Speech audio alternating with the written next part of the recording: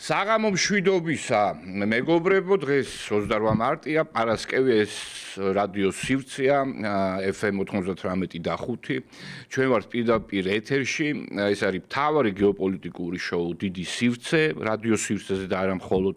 შეგახსენებთ, რომ ყველაფრის მოსმენა შეგიძლიათ რადიო ეთერში და პრაქტიკულად ყველაფრის ნახვა. შესაბამის Facebook და YouTube გვერდებზე. დღეს დიდი სივრცის და შესაბამისად რადიო სივრცის არაჩვეულებრივი სტუმრები არიან. სხვათა შორის ჩვენთან არის დებიუტი პრემიერა პირველად ჩვენ სტუდიაში არის ეკონომიკის მეცნიერებათა დოქტორი პროფესორი გია სიგუა და თქვენთვის კარგად ნაცნობი საჯარო პოლიტიკის სპეციალისტი და ანალიტიკოსი პატა გურგენიძე. საღამო მშვიდობისა ბატონებო, ურმესი მადლობა მობრძანებისთვის, ძალიან მიხარია თქვენი ნახვა. მადლობა მოწვევისთვის. მანამდე კი მინდა მიმართო ჩვენს აუდიტორიას და უთხრა დიდი მადლობა თითოეულ ადამიანს, რომელიც გვიყურებს, მოწონს ჩვენი სტუმრები, გვიწერს კარგ ან კრიტიკულ კომენტარებს. მე ბუნებრივია ყველაფერს ვკითხულობ, რომ უბრალოდ გასაგები მიზეზთა გამო არ პასუხობ, ვერ პასუხობ ყველა კომენტარს. შეძლებს დაგვარად ვცდილობ გავითვალისწინო ყველაფერი კონსტრუქციული და საქმიანი და ეს ხშირად ხდება კომენტარებში, ამას არ დაგიმალავთ. ამასთან ერთად მინდა გითხრათ, რომ ჩვენს აუდიტორიის შორის ბუნებრივი არის მართალია ძალზედ მცირე, მაგრამ მაინც შეუვალი იდიოტების კონტინგენტი, თუმცა საშუალო სტატისტიკურად ეს რიცხვი არ აღემატება 4%-ს, გულისხმობ მათ, ვინც ურთულესი სააზროვნო პროცესის შეუძლებლობის გამო მხოლოდ ლანძღვი და შეურაცხყოფით შემოიფარგლება, თუმცა სიმართლე გითხრათ, განსაკუთრებით ბოლო ხანებში იდიოტთა რაოდენობა მკვეთრად კლებულობს და ნებისმიერ შემთხვევაში ჩვენს ჩატში არსებული ეს კონტინგენტი 10-ჯერ უფრო ნაკლებია, ვიდრე სრულიად საქართველოში. ამდენად ამ თვალსაზრისით მშვიდად უნდა ვიყოთ. ამასთან ერთად გთხოვთ დაალაიქოთ, დატოვოთ კომენტარი, გაიზიაროთ ჩვენი ვიდეო და გახსოვდეთ, რომ რადიო სივრცე არის კომერციული დამოუკიდებელი რადიო სადგური და ჩვენ ძალიან გჭირდება შემოსავალი, რომელიც მათ შორის წარმოიქმნება ამ და სხვა ჩვენს რადიოში არსებული პოპულარული გადაცემების მონეტიზაციის შედეგად. ეს პრინციპში მისი თქმაც მინდოდა, კიდევ ერთხელ დაალაიქეთ Facebook-ში, YouTube-ში, დატოვეთ კომენტარები და გაიზიარეთ ეს ჩვენი ვიდეო. ახლა მოდით მოკლე მიმოხილვა. გამოცემა Time არის ეგეთ გამოცემა Time, ნუ ყოველთვის ცნობილი. თავისი ამ ჟურნალის გარეკანზე აქვეყნებს ზელენსკის ფოტოსურათს. ახლა ვინც ვიდეოს უყურებს, აქვს შესაძლებლობა რომ იხილოს ეს გარეკანი. სათაურით The End Game, თამაშის დასასრული. და ამ თემისადმი მიძღვნილ პუბლიკაციაში ავტორი წერს, შემდეგ ზელენსკი ომის განმავლობაში სულ ითხოვდა უსაფრთხოების გარანტიებს ამერიკელებისგან და დათმობებს რუსებისგან. დღეისათვის ყველა მისი მოთხოვნა უარყოფილია. მეორე სიახლე ამერიკის შეერთებული შტატების სოციალური უზრუნველყოფის სამსახური ბოლო 3 კვირის განმავლობაში გამოავლინა ყურადღებით 7 მილიონი გარდაცვლილი ადამიანი, რომელთა ასაკიც აღემატებოდა 120 წელს და რომლებსაც შესაბამისად ბოლო დრომდე ერიცხებოდათ სოციალური შემწეობები.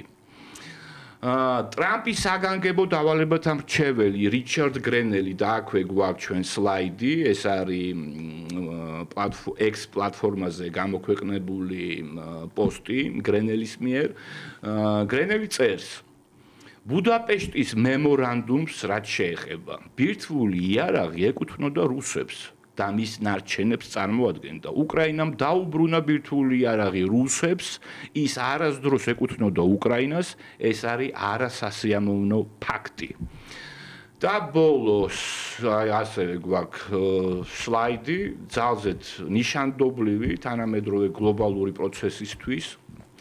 ეს ილუსტრაცია, უბრალოდ ვიდეოს ჩატვირთვა ვერ მოვახერხეთ, ამიტომაც სკრინს გთავაზობთ, ეს არის მცირე ფრაგმენტი ამ ვიდეოდან. მოკლედ, სლაიდზე არის ასახული ფრაგმენტი, ესე იგი, სადემონსტრაციის, რომელიც იმართებოდა თურქეთში. აქ ხედავთ სცენას, რომელიც ჩვენთვისაც ძალზეც ნაცნობია, კერძოდ პოლიციელების კორდონის წინ 2 მეტრიანი დაშორებით ერთ-ერთი ახალგაზრდა მომიტინგე მუხლმოდრეკილი სთხოვს ხელს თავის რჩეულს და აწუდის მას ბეჭედს. ეს ყველაფერია მოკლედ რაც უნდა იცოდეთ სპონტანური პროტესტების შესახებ, უნივერსალიზმი, რომელიც ასე ახასიათებს ლიბერალურ ინტერნაციონალს და ამ ტექნოლოგიებს ერთი და იგივე დადგმული სცენებით, კათოლიკური უნგრეთი იქნება მართლმადიდებელი საქართველოს თუ სუნიტური თურქეთი სულ ერთია. ყველგან ერთი და იგივეა. ბატონებო, მოკლედ მე დავასრულე რეკორდულ რაღაცა იმაში დროში ჩემი მიმოხილვა. ამდენად მენლად ველი თქვენგან ესე იგი აი ამ დისკუსიას და შემდეგი კითხვა მინდა დავსვა რა კი ჩვენთან არის გია სიბუა თამამად შემიძლია თქვა რომ ეს კაცი არის წამყვანი უკრაინოლოგი საქართველოში ვინაიდან დიდი ნაწილი თავის ცხოვრების მოღვაწეობს და ცხოვრობს უკრაინაში ახალი შენთან ერთადაც მუშაობ. კი ბატონო და ამდენად კითხვა მაქვს ასეთი აი ეს მე ვახსენე რომ არის აქ საუბარი მემორანდუმზე, არა ბუდაპეშტის მხოლოდ მემორანდუმზე ან ამ გარიგებაზე, რომელიც უნდა დაიდოს ამერიკელებსა და უკრაინელებს შორის და აი ბლუმბერგი აქვეყნებს, რომ ახალი წინადადება, რომელსაც ამერიკის შეერთებული შტატების თავაზობენ უკრაინას და გულისხმობს ამ წიაღისეულს, მათ შორის იშვიათ ლითონებს, არა მხოლოდ იშვიათ ლითონებს. საქმე ის არის, რომ ეს ხელშეკრულება გულისხმობს შემდეგს და სხვათა შორის ამას ადასტურებს არის ეგეთი ჟელეზნიაკი, რადას დეპუტატი და ჟელეზნიაკმა პირდაპირ თქვა. მოკლედ, აქ არის საუბარი არა მხოლოდ წიაღისეულზე, აქ არის საუბარი ნავთობთა და გაზის გამანაწილებელ აი ამ ქვესსადგურებზე, მილებზე, ინფრასტრუქტურაზე, პორტებზე, არის საუბარი ატომურ ელექტროსადგურებზე, ყველაფერი ეს გადაეცემა რაღაც კონსორციუმს, ამ კონსორციუმის შემადგენლობაში არის 3 ამერიკელი და 2 უკრაინელი და ესე იგი ვეტოს უფლებით სარგებლობს მხოლოდ ამერიკული მხარე. თანაც ეს არის უვადო ხელშეკრულება. ეს არის კაბალური შეთანხმება, ამას უკრაინელებიც ამბობენ. ამ შემთხვევაში, თუ ამას აწერს ხელს უკრაინა, ლოგიკური კითხვა იბადება, რისთვის იბრძვის უკრაინა? თუკი ტერიტორიებს თმობს და დიდი ალბათობით ამ ტერიტორიებს რუსეთი უბრალოდ არ დათმობს, ყოველ შემთხვევაში უდიდეს ნაწილს არ დათმობს. ესე იგი, უკრაინა რომელიც კარგავს იქ 20% თავისი საკუთარი ტერიტორიის და გარდა ამისა, პრაქტიკულად კარგავს იმ წიაღისეულს და ეკონომიკურ ინფრასტრუქტურას, რომელიც მას დღესდღეობით გააჩნია, რა სუვერენიტეტზე, რა დამოუკიდებლობაზე არის საუბარი? რა არის ამ ომის მიზანი ამ შემთხვევაში? ვისთვის?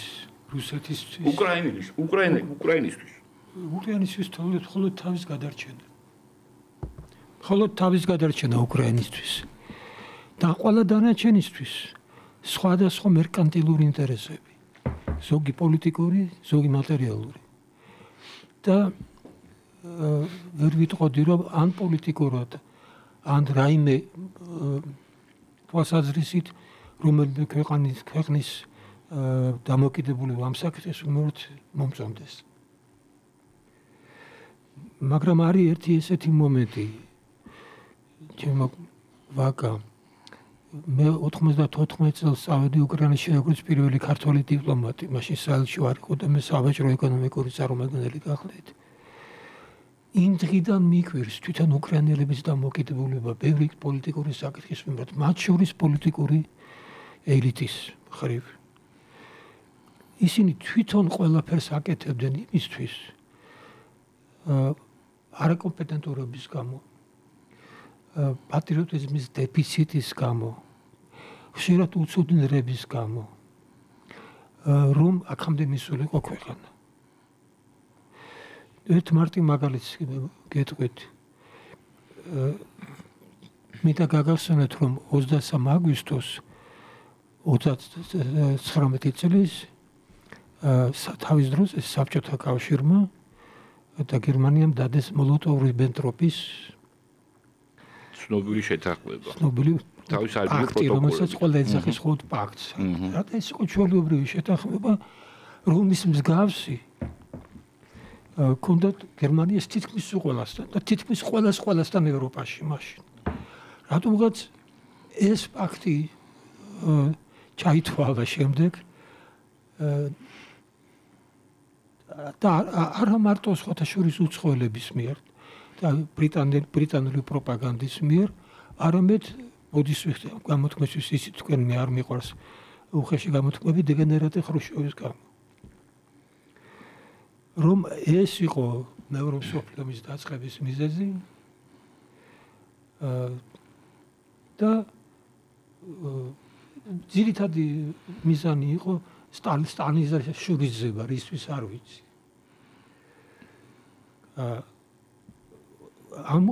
როგორც 23 აგვისტო მოვიდოდა უკრაინაში ეს დღე პრესა, ტელევიზია, სულ ეს ესე იგი როგორც იუბილეს იხდიდნენ, როგორც რაღაც ყველაზე უფრო დიდი ბოროტების ისტორიაში. უკრაინელები. ცნობილი დივიზია ნახტიგალ, რომელიც უკრაინელების მიერ იყო შექმნილი და SS-ის შემადგენლობაში იყო და რომელიც მე რაც წაკითხული მაქვს, მოკლედ გერმანელებიც კი ვერ მალავდნენ თავის რბილად რო ვთქვათ, გაკვირვებას იმ სისასტიკის გამო, რასაც, მაგრამ აბსოლუტურად გეთანხმები ბატონო გია იმაში რომ ეს ხო ისტორიკოსების და ისტორიოგრაფიის შექმნილი ისტორიული ფაქტია, რატომღაც მართლაც არავინ არ აქცევს ყურადღებას იმას, რომ ჰიტლერმა მანამდე ანშლუსი მოახდინა ავსტრიის, შემდეგ ჩეხეთის რიგი დადგა სუდეტები და ასე შემდეგ და ასე შემდეგ. რატომღაც არის მიჩნეული ჩეხეთი მოლოტოვ-რიბენტროპის პაქტამდე იყო. პაქტამდე, რა თქმა უნდა 17 წელს, კი ბატონო, ეს საწყალი ბენეში, დერეფანში ესე იგი ელოდებოდა იმ გაყოფას, კი, ჩემბერლენი დალაძე, ჰიტლერის ჩემბერლენი, როდესაც აფრიალებდა იმას, მე მშვიდობა ჩამოვიტანო. ეს ყველაფერი გასაგებია, მაგრამ და როდესაც გისმენ აქაც არის კოგნიტური დისონანსი, ანუ არაკომპეტენტურობა, პატრიოტიზმის ნაკლებობა მიუხედავად იმისა, რომ ეს ნაციონალური ნარატივი გააცოცხლეს უკრაინელებმა. მაგრამ ხო ცნობილია, რომ საბჭოთა კავშირის დაშლის შემდეგ უკრაინა წარმოადგენდა ერთ-ერთ ყველაზე განვითარებულ, თუ არა ყველაზე განვითარებულ რესპუბლიკას. გულისხმობ მეცნიერებას, გულისხმობ ზოგადად ადამიანის განვითარების ინდექს, იქ უმაღლესი სასწავლებლების რაოდენობის თვალსაზრისით და კვალიფიკაციის, კომპეტენციის ამ ცენტრების ასევე შესაშური მონაცემები და ანუ ყველაფერი. ბევრჯერ მithქვამს, ეხლაც გავიმეორებ, ესე იგი ტექნოლოგიური ციკლი სრული, ყველა დარგი აერო, კოსმოსური, ქიმიური მრეწველობა, მეტალურგია, მსუბუქი, მძიმე მრეწველობა, ყველაფერი გააჩნდა, სოფლის მეურნეობა, აგროსამეურნეო კომპლექსი უნიკალური, ერთ-ერთი უდიდესი ბოლო დღემდე სხვათა შორის. ამისდა მიუხედავად ვიღებთ იმას, რასაც ვიღებთ, ხო? ჩვენ ყველას გვიყვარს უკრაინა, გვაქვს სანტიმენტები, ეხლა ბუნებრივი კონკურენციას ვერ გაგიწევ ვერანაირს, მაგრამ ეს მაოცებს უბრალოდ. ეს რომ ესეთი დაუდგა, ესეთი ბედის წინაშე აღმოჩნდა უკრაინა, თუმცა გავიხსენოთ, რომ ჩვენ ვიყავით კატასტროფის წინაშე 2008 წელს და ალბათ გადაგვარჩინა იმან, რომ ჩვენ არ გაგვაჩნდა უკრაინის მაგვარი რესურსი, არც ადამიანური, არც ტერიტორიული, შესაბამისად ჩვენ უბრალოდ ფიზიკურად ვერ გაუწევდით ასეთ წინააღმდეგობას აი ამ რუსულ ჯარს, ხო? ამდენად ჩვენ გადავჭით მხოლოდ იმის გამო, რომ ვიყავით, რომ ვართ მცირე ქვეყანა და მეორედ გადავჭით, უბრალოდ ეს საფრთხე არ შეგვიქმნია ვინაიდან დღეს ვინც რა არ უნდა თქვას, ვისაც რა დამოკიდებულება არ უნდა გააჩნდეს ქართული ოცნების მიმართ, ქართულმა ოცნებამ არ მისცა შესაძლებლობა არც ერთ ჩვენს ვთქვათ კონკურენტს, ოპონენტს, მტერს, რომ მოეხდინა ის, რასაც ახლა ხედავ და თვალყურს ვადევნებთ უკრაინაში. ბატონო, ესე იგი ატომური სადგურების გადაცემა. ამერიკელები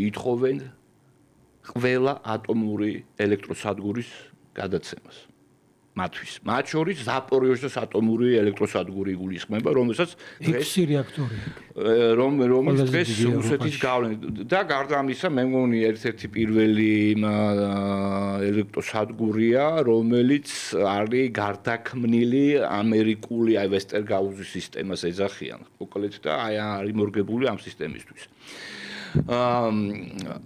აქაც არის წინააღმდეგობა ჯერთი რუსების მხრიდან, მე უკრაინელებმა ზელენსკიმ განაცხადა, რომ ატომური ელექტროსადგურები ეს არის უკრაინის საკუთრება, თუმცა წიაღისეულიც კი არის უკრაინის საკუთრება კონსტიტუციის მიხედვით და ესე იგი აქ საუბარი უნდა მორჩეს, ამბობს ზელენსკი.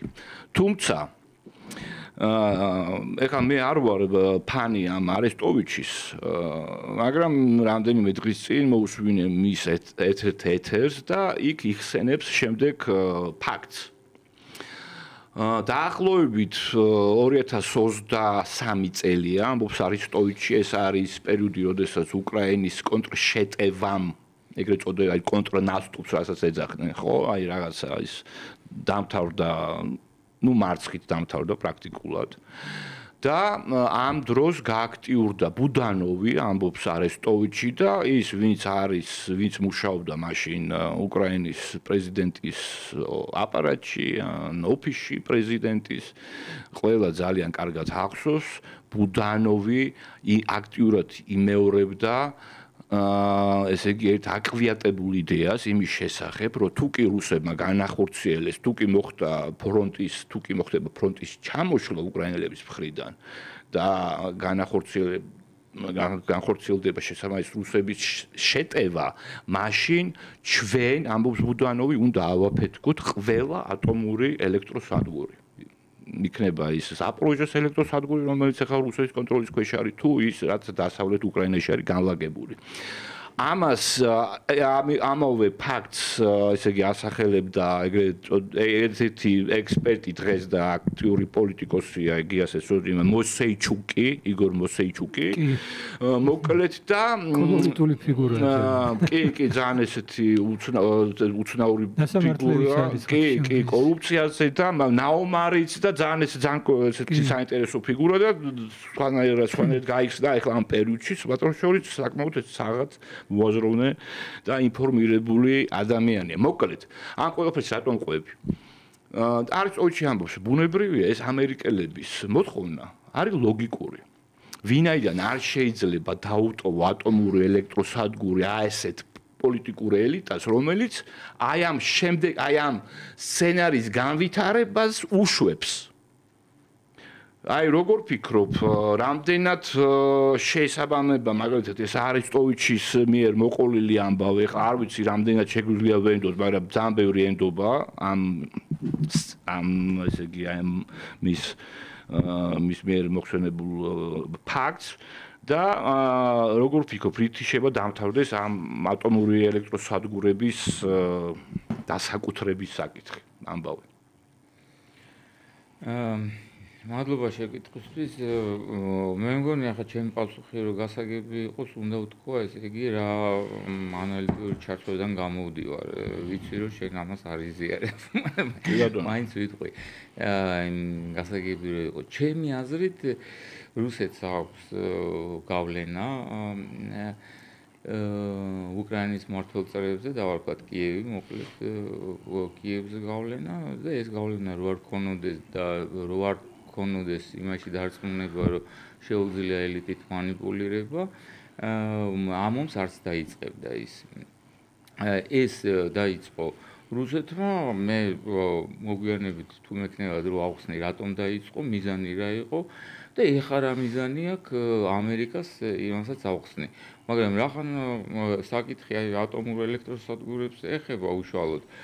ატომურ ელექტროსადგურების ესე იგი აი ამ ამერიკულ წინადადებასთან დაკავშირებით ჯერ ვიტყვი, ესე იგი ჩემი პროგნოზი რა არის? ჩემი პროგნოზი არის ისეთივე, როგორიც იყო აი ამ ეგრეთ წოდებულ წიაღისეულები და იშვიათი მეტალების მოპოვებასთან დაკავშირებით. უბრალოდ გამეცინა, როცა ეს თქვეს, ბევრს ეს ჯეროდა და აღმოჩნდა, რომ მართალი ვიყავით და დამთავრდა არაფრით. მაგრამ ეს ატომური ელექტროსადგურებიც რა თქმა უნდა დამთავრდება არაფრით, იმიტომ რომ მე ესე მგონია რომ ამერიკა საერთოდ არ აქვს არანაირი ინსტრუმენტი, ესე იგი რუსეთზე ზეწოლისთვის და შესაბამისად კიევზე ზეწოლისთვის ვიტყვი იმას თუ რა შეჭირდება ეს ამერიკას, რაც თქვენ თქვით ეს არის რა თქმა უნდა ამერიკისთვის პრინციპში ახსნა ამერიკის პოლიტიკა, ანუ რატო ითხოვენ, მაგრამ იმას ვიტყვი რატო არ გაკეთდება. და იმას ვიტყვი კიდე რა განსხვავება არის ამასა და აი ეგრეთ წოდებული იშვიათი მეტალების მოპოვების პროექტ შორის. განსხვავება ის არის, რომ ეს მოთხოვნა მოდის ამერიკელებისგან და მართლაც ამერიკელების ინტერესშია, მაგრამ წინა მოთხოვნა, რაც შეეხებოდა იმას იშვიათ მეტალებს, როგორც აღმოჩნდა მე თავიდან მეგონა რომ ესეც ამერიკული ის იყო ინიციატივა იყო. ეს იყო კიევის ინიციატივა. ეხლა კიევის ინიციატივა კი არ იყო, ეს იყო რუსეთის ინიციატივა, ხა ჩემ ანალიტიკურ ჩარჩოში და რას ეყნობოდა და რა მიზანი ჰქონდა. რუსეთმაც და ყველა გეოპოლიტიკურმა აქტორებმა იციან, რომ ეს არ იყო ამერიკისთვის უცნობი რაღაცა. ამერიკამ თავის დროზე ესეთი რაღაცით ანუ წიაღისეულებზე კონტროლის დამყარების საბაბი გამართლა თავისი წინა ომი. კერძოდ ეს იყო ეს არგუმენტად ჰქონდათ გამოყენებული იმაში ავღანეთში. ავღანეთში ოპერაცია რომ მიეყიდათ საკუთარი ესე იგი ამომრჩევლისთვის აი ეს თეორია მოიგონეს მიუხედავად იმისა რომ არავითარი დაზვერო ანუ წიაღისეულის მხარს არ უჭერდა ამ თეორიას რომ ეგ არის რაღაცა ისეთი წიაღისეულები რომელსაც ესე იგი ამერიკელები ახლა იქ მოიპოვებენ და ან გამდიდრდებიან ან გამდიდარია რაც მარტივია წიაღისეული აღმოჩნდა რომ არ არის არავითარი ესე იგი პერსპექტივა იქ არაფრის მოპოვების და არც არაფერი არავის არ დაუწყია არაფრის მოპოვება მიუხედავად იმისა რომ იქ ვინმე ახლა თუ შეძლებს ამის გაკეთებას ამერიკელებზე გაცილებით იაფად გააკეთებს და გაცილებით სწრაფად და ეს არის ჩინეთი რომელიც ახლა ავღანეთისთვის სამაგიეროდ არის ყაყაჩო არ არის წიაღისეული მაგრამ არის მაგრამ ეს იცოდა რა რუსეთმა რომ ესეთ რაღაცებს ესენი ხმარობენ საკუთარი ხალხის მოსატყუებლად ხო და ამიტომ შეთავაზეს ეს ამერიკელებისთვის ჩემი აზრით თავიდან მოულოდნელობა იყო და ისინი მხოლოდ ამ სიტუაციაში აი პროპაგანდისტულ მიზნებს აღწევდნენ მეც არაფერს დამთავრდა არაფრით ეს არ გაგრძელდება რა თქმა უნდა ეხლა რუსეთის ინტერესი ჩემი განმოსახედიდან რა არის ზოგიერთი უყურებს ამას ისე როგორც აი ტრამპი თითქოს რუსეთს ამ შვიდობის საშუალებით რაღაცას აძლევს და ეს იმიტომ აძლევს რომ მე რაღაცა მოსთხოვოს შეიძლება ეს ტრამპისტების ანუ ანალიზში მართლა ღირებული რაღაცა და მართლა გონიათ რომ რუსეთს რაღაცას აძლევენ მაგრამ ჩემი განმოსახედიდან პირიქით არის რუსეთის ინტერესი რუსეთის ინტერესი არის რომ არ დაამთავროს ეს ომი ჯერჯერობით ყოველ შემთხვევაში მაგრამ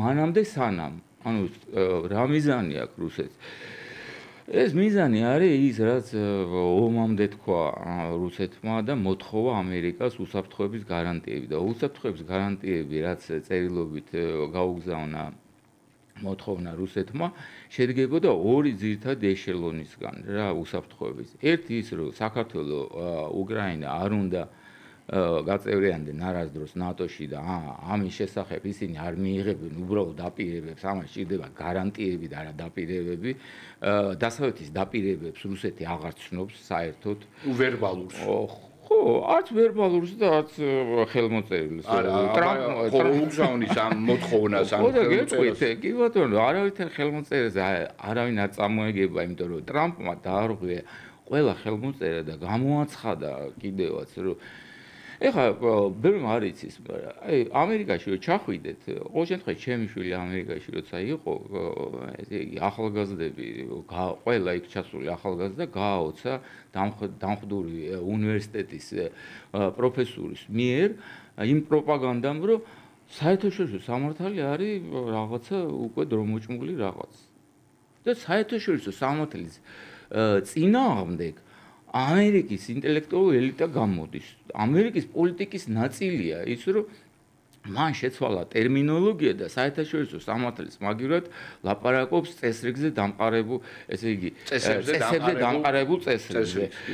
ეს წესებზე დამყარებული წესრიგი არავინ არ იცის რა არის და ვინმე თუ ამას შიფრავს რაღაცნაირად, ნუ ავდელი მისახვედრია, რომ ეს არის ამერიკის მიერ მოგვიანილი წესები, რომელიც ისე იცვლება, როგორც ამერიკელებს უნდათ.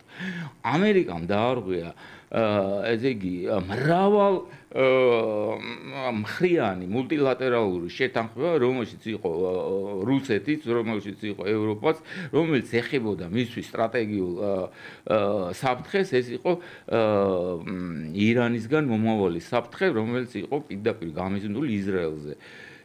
ესე იგი ეს ხელშეკრულება ამერიკამ დაარღვია და როგორც ჩანს ისრაელის ინტერესებში, იმიტომ რომ ამას მე ტრამპის დროს გამოვიდნენ აი ბირთვული დოსიები წოდებული. ალბათ, ხო, ყოველ შემთხვევაში დაარღვია, ფეხებზე დაიკიდა.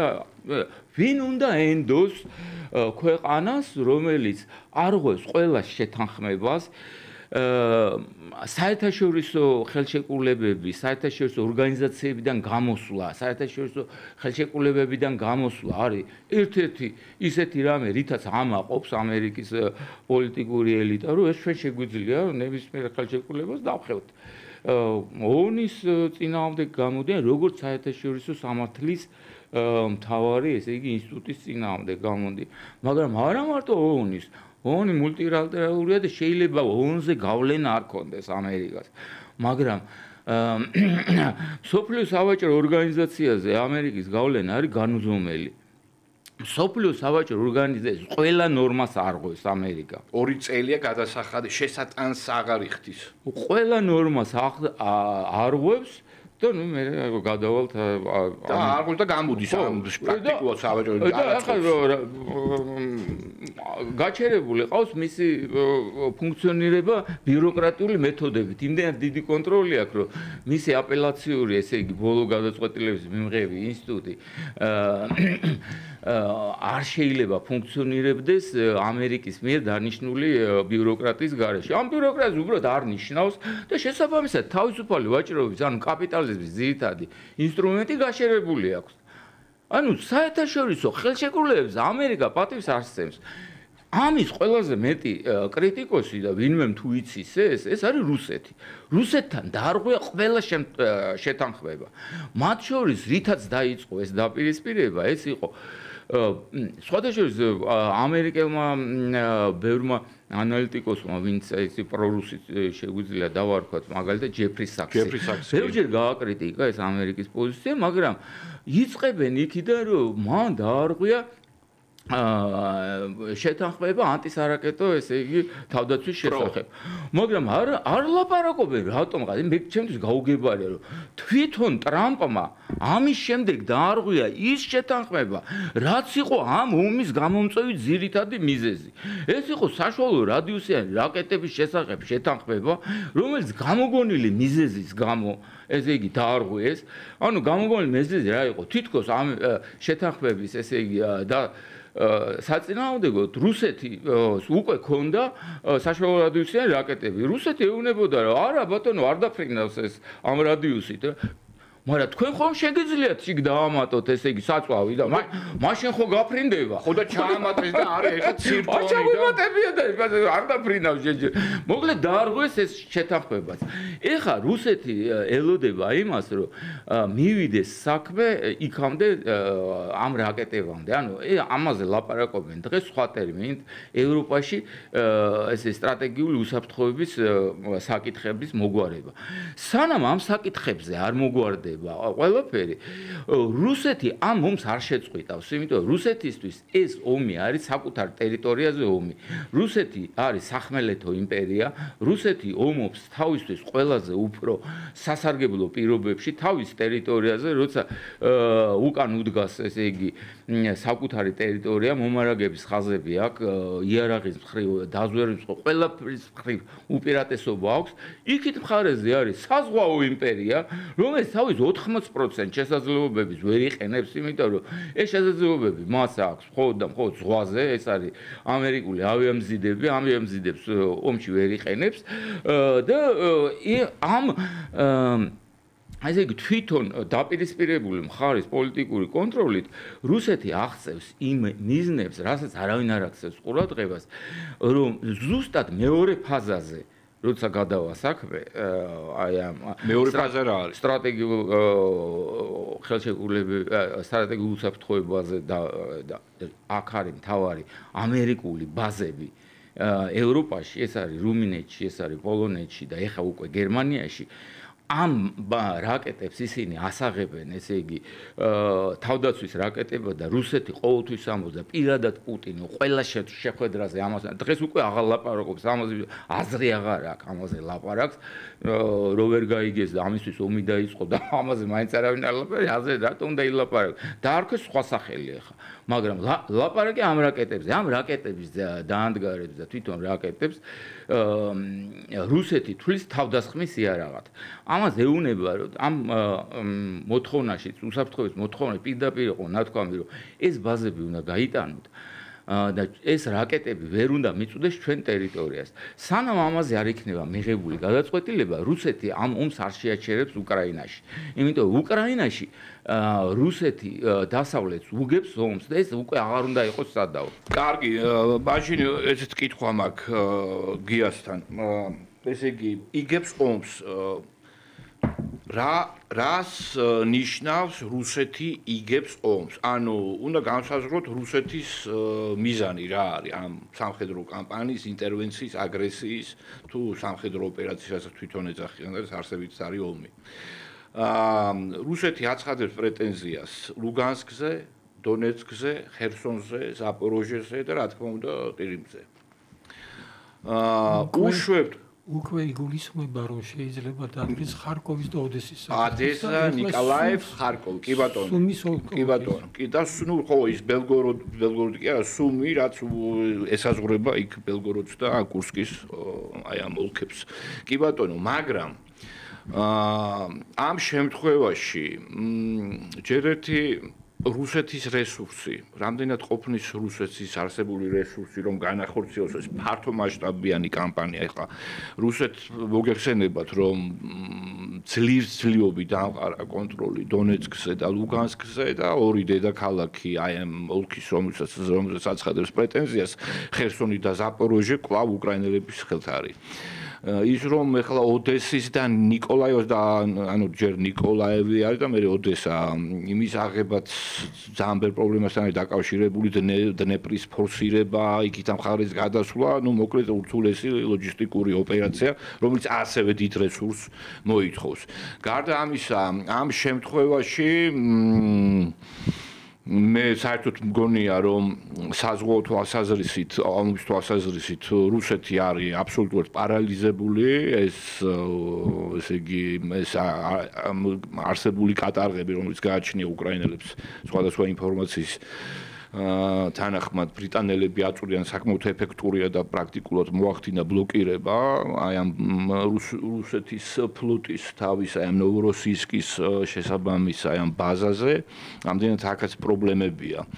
ის რომ ეკონომიკური პრობლემები სულ უფრო და უფრო აწუხებს უკვე რუსეთის ფინანსურ ბლოკს, იქნება ეს ეროვნული ბანკი რუსეთის, ხა რუბლის კი მართალია იქ ოდნავ ესე იგი გამყარდა მას შემდეგ რაც ტრამპმა ესეთი კომპლიმენტარული დამოკიდებულება გამოთქვა რუსების მიმართ, მაგრამ აღმოჩნდა რომ ის გამყარებული რუბლიც მაინც რუსეთის მთავრობას არ აწყობს, ვინაიდან ბიუჯეტს ამ შემთხვევაში ბევრად უფრო რთულად გააფსებს. მოკლედ, აი ამ ყველაფრის გათვალისწინებით, გია შენი აზრით რეალურად ეხლა ჩვენ გავიგეთ რასაც ამბობს პატა და რა თქმა უნდა ამას ლოგიკა გააჩნია ეს არის იაპკოვის ულტიმატუმი მოკლედ მოდით ნუ არ ვგვევთ იმ შეთანხმებას გადით აღმოსავლეთი ევროპიდან მაგრამ რთული წარმოსადგენია რომ ნატო ან ამერიკის შეერთებული შტატები დატოვებენ რუმინეთს დატოვებენ პოლონეთს ხო ამ შემთხვევაში რა უნდა იყოს გამოსავალი რა შეიძლება იყოს ის კომპრომისი რომელსაც მიაღწევს რუსეთი ამერიკის შეერთებულ შტატებთან და ამ კომპრომისის თანამონაწილე იქნება თუ არა ევროპა. ჩახლართულია კითხვა მართალია. ისიც ტრადიციული მეთოდები ამა თუ იმ ქვეყნის სამხედრო პოტენციალის ამ პოტენციალის გაზომვის დღეს სამწუხაროდ ეგეც აღარ მუშაობს. მაგალითად როდესაც ადარებდნენ რუსეთის პოტენციალს და ნატოს პოტენციალს ამბობდნენ რომ ნატოს მთლიანი შიდა ქვეყნების ერთობლივი მთლიანი შიდა პროდუქტი 20-ჯერ მეტია ვიდრე რუსეთის. ნუ 30%-ამდე არის ევროკავშირი და ამერიკა და 2% როგორც დასავლეთი მიიჩნევს. აი სხვათა შორის პატან ძალიან მომეწონა რომ ისინი თვითონ იგონებენ ტერმინებს, ამ ტერმინებში ოპერირებენ და ხედავთ რომ აშკარად შეუსაბამობა არის. რუსეთი რომელიც არის 2% მთლიანი შიდა პროდუქტის, როგორ ამარცხებს მთლიანი შიდა პროდუქტის 30%-ს. და მაგალითად რაკეტების რაოდენობით როგორც თვითონ ამბობენ 10-ჯერ მეტი რაკეტა აქვს ვიდრე მთელ ნატოს კი ბატონო. ნატოს.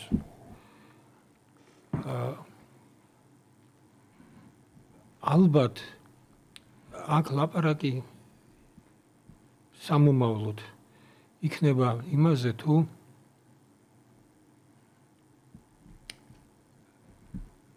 რელევანტური ასე ვთქვათ ადეკვატური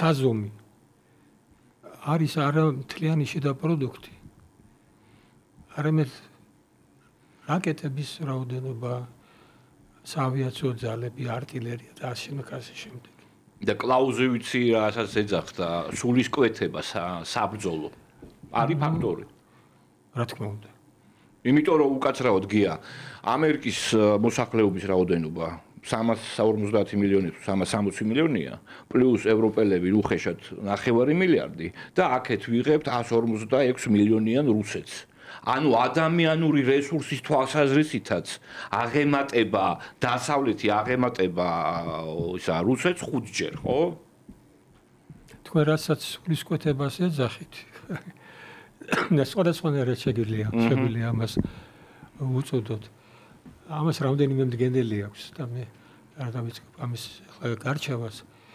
რა თქმა უნდა, რუსებს ეს ყოველთვის მაღალი ჰქონდათ და გერმანელებსაც. თუნდაც იმიტომ, რომ რუსეთში მაგალითად ადამიანის სიცოცხლის მაჩვენებლის ზოგჯერ ახლობელი ადამიანის სიცოცხლის ფასი არ აქვს. მზადყოფნა თავგანწირვის ყოველთვის მაღალი იყო რუსეთში. ახალი ერებია მე მგონი. როგორც ხა ბისმარკის დროს შექმნილი გერმანია, როგორც ეროვნული სახელმწიფო მე-19 საუკუნეა და იმპერია ჩამოყალიბებული პეტრეს დროს ეს რომელი 1701 წელი, ხო, მე-18 საუკუნის დასაწყისი. ანუ ფრანგებს ეს პასიონალური ენერგია, ნაპოლეონის ომები, მანამდე ფრანკო ეს გესეგი გერმანული ომები და ასე შემდეგ და ამის აპოთეოზი იყო მეორე მსოფლიო ომი, როდესაც მილიონიანი ეს სხვათა შორის მაკრონის ესეთ განცხადებებზე, ბრუტალურ განცხადებებზე, რომ იქ ჩვენ შევალთ და ეხლა უკრაინას დავიცავთ. გავიხსენოთ ეხლა ჩვენ რაკ ისტორიას ვიხსენებთ. მაჟინოს ხას მოუარეს თუ არა გერმანელებმა, მილიონიანმა ჯარმა იარაღი დაყარა და ჩაბარდა. და ეხლა არც არაფერს ვიტყვი წინააღმდეგობის მოძრაობაზე. იქ საერთოდ არის სამარცხვინო რამ. სხვათა შორის ჯობი არ თქვათ ხო არა? ჯობი არ თქვათ, კი ბატონო. კი ბატონო, უკაცრავად გაწყვეტინებ, მაგრამ სხვათა შორის თქვენ დასაწყისშივე თქვით ამ თემაზე და ბერლინს საბოლოოდ ყველაზე დიდი ძალისხმევით დაცემისაგან იცავდა ფრანგული და შარლემანი დიახ და რეიხსტაგის კი. და ესტონური SS-ი. და სხვათა შორის იქ ერთ-ერთი გამოჩენილი მონაწილე იყო ფონ პეტროვი, გამოქცეული რუსიდან არისტოკრატი, რომელიც შარლემანის შემადგენლობაშიც. და საერთოდ ფაქტიურად ასე გამოვიდა, რომ საფრანგეთი იყო გერმანიის მოკავშირე ამ ომში. რა თქმა უნდა. სამწუხაროდ ამას კოლაბორაციონიზმი დაარქვეს. დელიკატურად. და შემდეგ პეტენი გაასამართლეს და ლავალი დახვრიტა. ლავალი, კი ბატონო. ხო, მაგრამ სინამდვილეში სიტუაცია არც სინამდვილე იყო, უფრო მეცაც გეტყვით. საქართველოში შეიძლება 10 კაცი არ იყოს, ვინც ისის, ვინ დაიწყო მეორე მსოფლიო ომი. და კერძოდ დაიწყო მეორე მსოფლიო ომი იმით, რომ გერმანიამ და სლოვაკეთმა ომი გამოუცხადეს პოლონეთს. სულ ყველა ახსენებს გერმანიას მხოლოდ. არა. გერმანიამ და სლოვაკეთმა გამოუცხადეს. ომი დაიწყო ამ ორმა ქვეყანამ. და მანამდე პოლონეთმა განახორციელა ინტერვენცია ჩეხეთის, ჩეხოსლოვაკიაში და ტიშინა სამრეწველო ოლქის ოკუპაცია მოახდინა. ეს ტეშინის. ტეშინა. აი საქმე იმაშია, რომ მაინც მეორე მსოფლიო ომის დაწყება ითვლება 1 სექტემბერი, უფრო სწორად კიდევ 3 სექტემბერი, როდესაც ინგლისმა და საფრანგეთმა ომი გამოუცხადეს პოლონეთის დასაცავად. რომელსაც ისტორიოგრაფიაში შევიდა როგორც strange war, უცნაური ომი, ვინაიდან არანაირი მოძრაობა დასავლეთ ფრონტზე ფეხბურთს თამაშობდნენ ფრონტის ორივე მხარეს და დაპირისპირებული ჯარები. მაგრამ აი ეს სლოვაკეთის ფაქტორი თითქმის არავის აღარ ახსოვს და არა მარტო საქართველოში. ეხლა რა თემაზე? ახლა აი ევროპა. აი ამ ვითარებაში, როდესაც ტრამპიც და პუტინიც, დემონსტრატიულად ახდენენ იგნორირებას. აი მოდით ჩვენ მოვილაპარაკოთ ერთმანეთში. მე რაღაცაში ვეთანხმები პაატას, რაღაცაში არ ვეთანხმები, კერძოდ მე არ ვეთანხმები იმაში, მე ვფიქრობ, რომ ტრამპსა და პუტინს შორის ძალზედ რეალისტურია ეს გარიგება, რომელიც შეიძლება მოხდეს და ამ შემთხვევაში არ აქვს იმას არსებითად ის მნიშვნელობა თუ ვის ხელში ჩაიგდებს ამ აქტივებს, რომელიც უკრაინაში არის განლაგებული, ნებისმიერ შემთხვევაში შეიქმნება ამერიკელებს და რუსებს შორის ამ შემთხვევაში კონსორციუმი და ერთობლივად გაუწევენ ექსპლუატაციას ამ რესურსების. და შესაბამისად, აქ ხო არ არის მხოლოდ საუბარი უკრაინაზე, როდესაც საუბრობთ ამერიკელთა და რუსებს შორის მოლაპარაკებებზე. ჩვენ ხო ვიცით, რომ ტრამპმა სწობა პუტინს მაგალითად შუამავლობა ახლო აღმოსავლეთში ირანთან მიმართებაში, რომ ჩინეთთან ასევე ხდება რაღაცა მოლაპარაკებები, რომ არის ლაპარაკი ასევე გრენლანდიაზე. აი მაგალითად პუტინმა გუშინ გააკეთა განცხადება, რომ ეს პრეტენზია, რომელსაც ტრამპი და ამერიკელები აცხადებენ გრენლანდიაზე, ეს არ არის ახალი. და ეს მართლაც არ არის ახალი. ეს იყო ვუდრო ვილსონის დროს, ტრუმენის დროსაც იყო, არ ლუკას რუზველტის დროსაც სხვათა შორის, მაგრამ მე-19 საუკუნეშიც იყო. ამდენად და ძალიან ესეთი აი ლოიალური დამოკიდებულება გამოავლინა. მე მესმის რა გინდა შენ გრენლანდია და აი მე მინდა უკრაინა.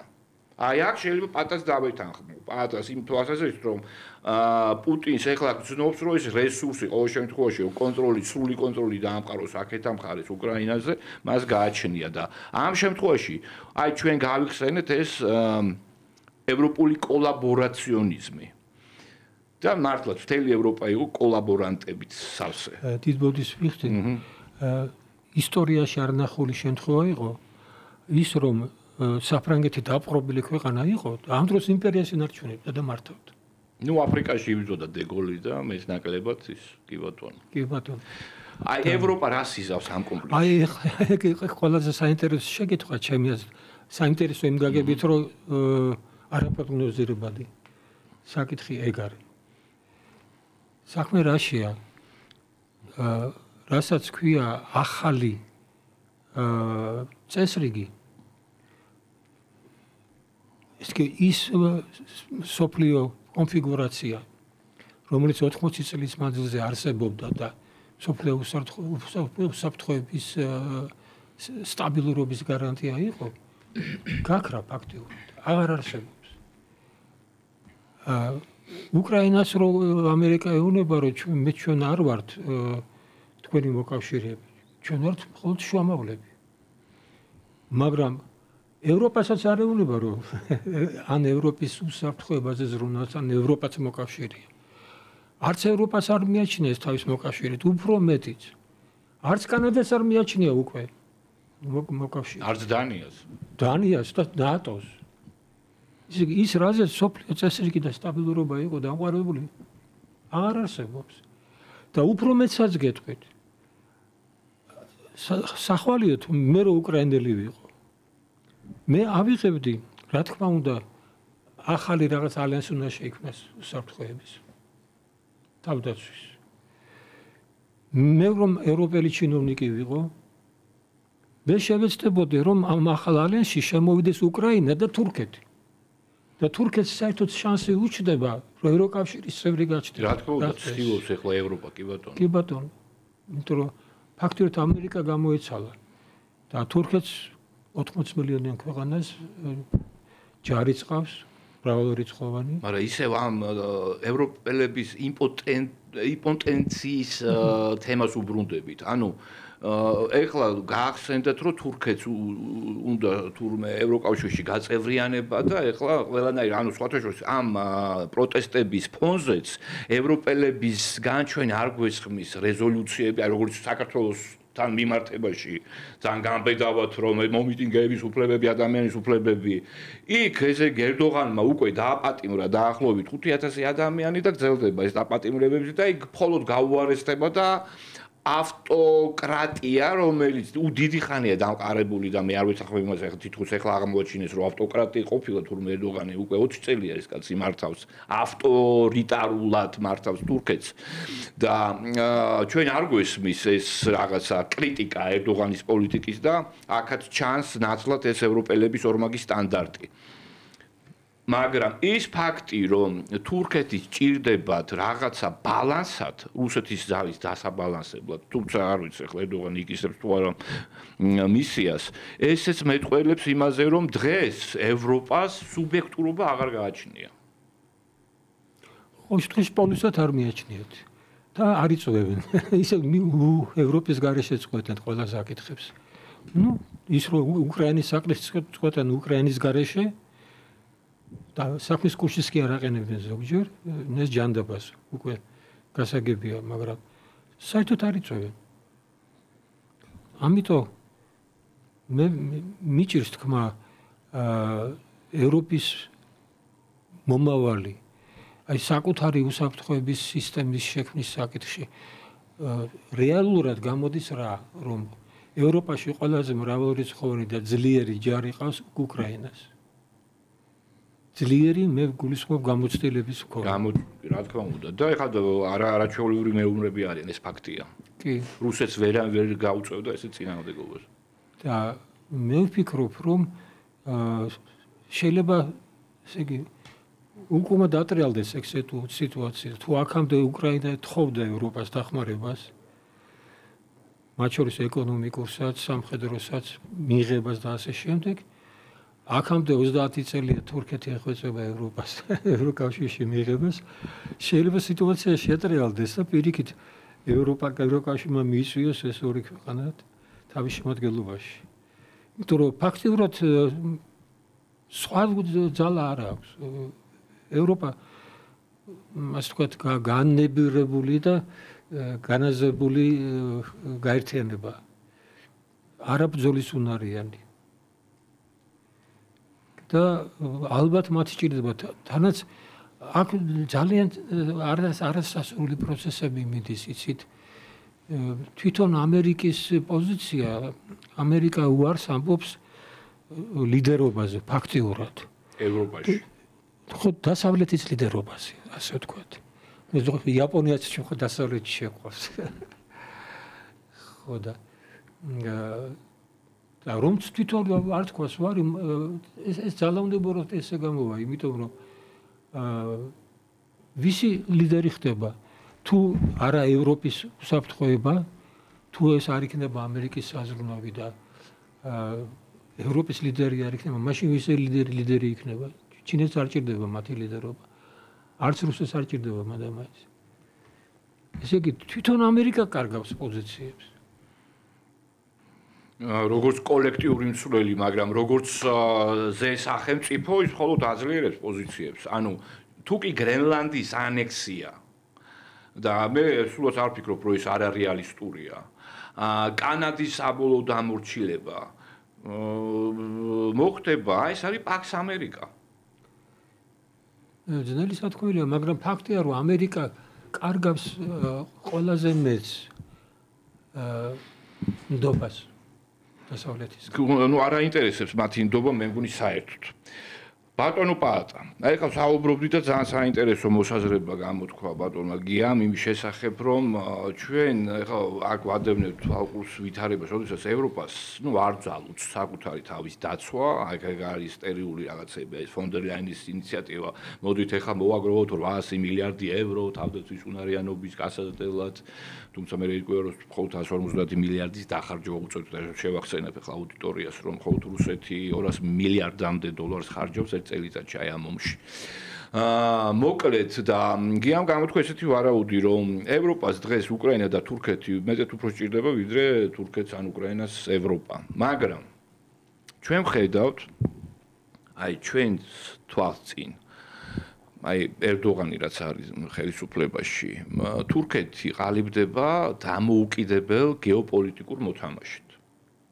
და ვხედავთ, რომ აი არსებითად ერთი თვის წინ უკვე თავისი გავლენა გააფართოვა, გააჩნია გავლენა სირიაზე, აქ გავლენა ერაყზე, აქ გავლენა აფრიკაში, ანუ ლიბიაში, სუდანში, ახლა სომალის თხოვა თურქეთს გუშინ მიმართეს, რომ ჩვენ გჭირდება ჩვენი ჯარის გაწვრთნა და სამხედრო სპეციალისტები და სამხედრო აღჭურვილობა, რომელიც თურქებს გააჩნია, ჩვენ ვიცით, რომ თურქული სამხედრო პოტენციალი ფორსირებულად ვითარდება, ჩვენ ვიცით, რომ ასევე ესე იგი საკმაოდ დიდი ინვესტიციები იდება ამ დარგში.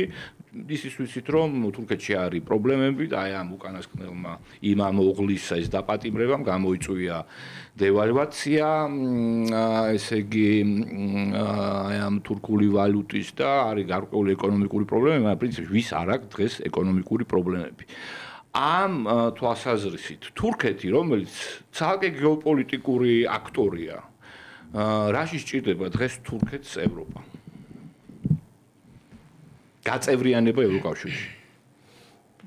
ევროპაში გაწევრიანება ჭირდება რას ნიშნავს? ანუ თურქეთი დიდი ხანი არის ეგრეთ წოდებული accession country, ანუ გაწევრიანების ასოცირებული წევრი. ხო, კანდიდატი. მაგრამ კანდიდატი ხო. მას არ უკმაყოფილებენ ამ მოთხოვნას. თურქეთმა უკვე დაანება თავი რამე აქტიურ ესე იგი ქმედებებს და ამ სტატუსით ესე იგი შემოფარგლულია მისი პოლიტიკა. ერდოგანი აცხადებს, რომ ეს აღარ არის მისთვის ამ სახელმწიფო პრიორიტეტული, თუ ევროპას უნდა ყოველ შემთხვევაში თურქეთი რაიმე დიდ ნაბიჯებს არ გეგმავს იმისთვის, რომ ევროპა შეაცდინოს და ესე იგი მიაღებინოს თურქეთი ევროკავშირში. რაც შეეხება იმას, რომ ესე იგი ხო, ანუ კითხვაზე რა თუნდა ესე იგი თურქეთს ევროპა არაფრადაც არ უნდა. ანუ ევროკავშირში რეალურად გაწევრიანება თურქეთი არ გეგმავს. მით უმეტეს ეხლა რომ დააკვირდეთ მის შიდა იმას პოლიტიკას, ეხლა ეს რამდენი სტამბულის თურქი ცხოვრობს ევროკავშირში? ევროკავშირში ბევრი თურქი ცხოვრობს. 6 მილიონია თურქეთში და ალბათ დანარჩენი. თავის დროზე როცა თურქეთი იყო შედარებით ისე ანუ გაჭირვებული ქვეყანა, მაშინ ბევრი შრომითი ემიგრანტი წავიდა ევროპაში, ძირითადად გერმანიაში თურქული ესე იგი იქაური ასე ვთქვათ თემი ძალიან დიდია მაგრამ აი ხა აჯანყება თურქეთში ერდოგანის წინააღმდეგ აჯანყება ვინ დაიწყო ესენი არიან ზუსტად პროევროპული პროდასავლური ლიბერალური ოპოზიცია ესენი არიან ის ხალხი ვინც ამბობს რომ ჩვენი სახელმწიფო აი დაარსა სეკულარულმა დიქტატორმა ქემალ ათათურქ ხო ქემალ ბატონმა ქემალმა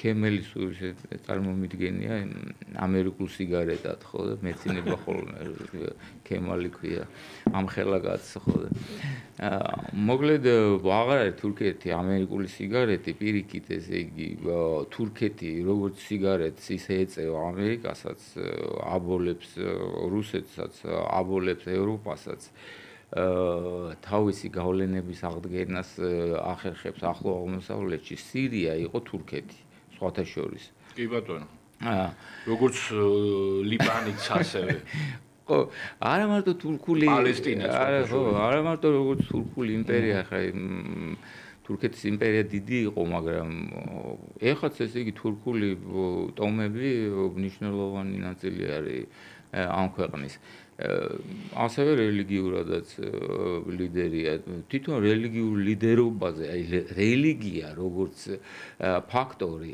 თურქული სამყაროს გაერთიანების არის ერდოგანის ესე იგი პოლიტიკის ნაწილი ამას ემხრობა ერდოგანის აი რო ამბობენ რომ ერდოგანი აი ეს არის აი თქვენს თქვით ხო ეს ავტორიტარული რაღაცა რადგას ერდოგანის ძალის უკან დგას ხალხი ამ დედაქალაქის გარდა მთელი დანარჩენი თურქეთი არის პრო ეგრეთ წოდებული ვერ დაგეთახმები ვინაიდან გარდა სტამბულისა ის ყოველთვის ააგებს არჩევნებს ანკარაში იზმირში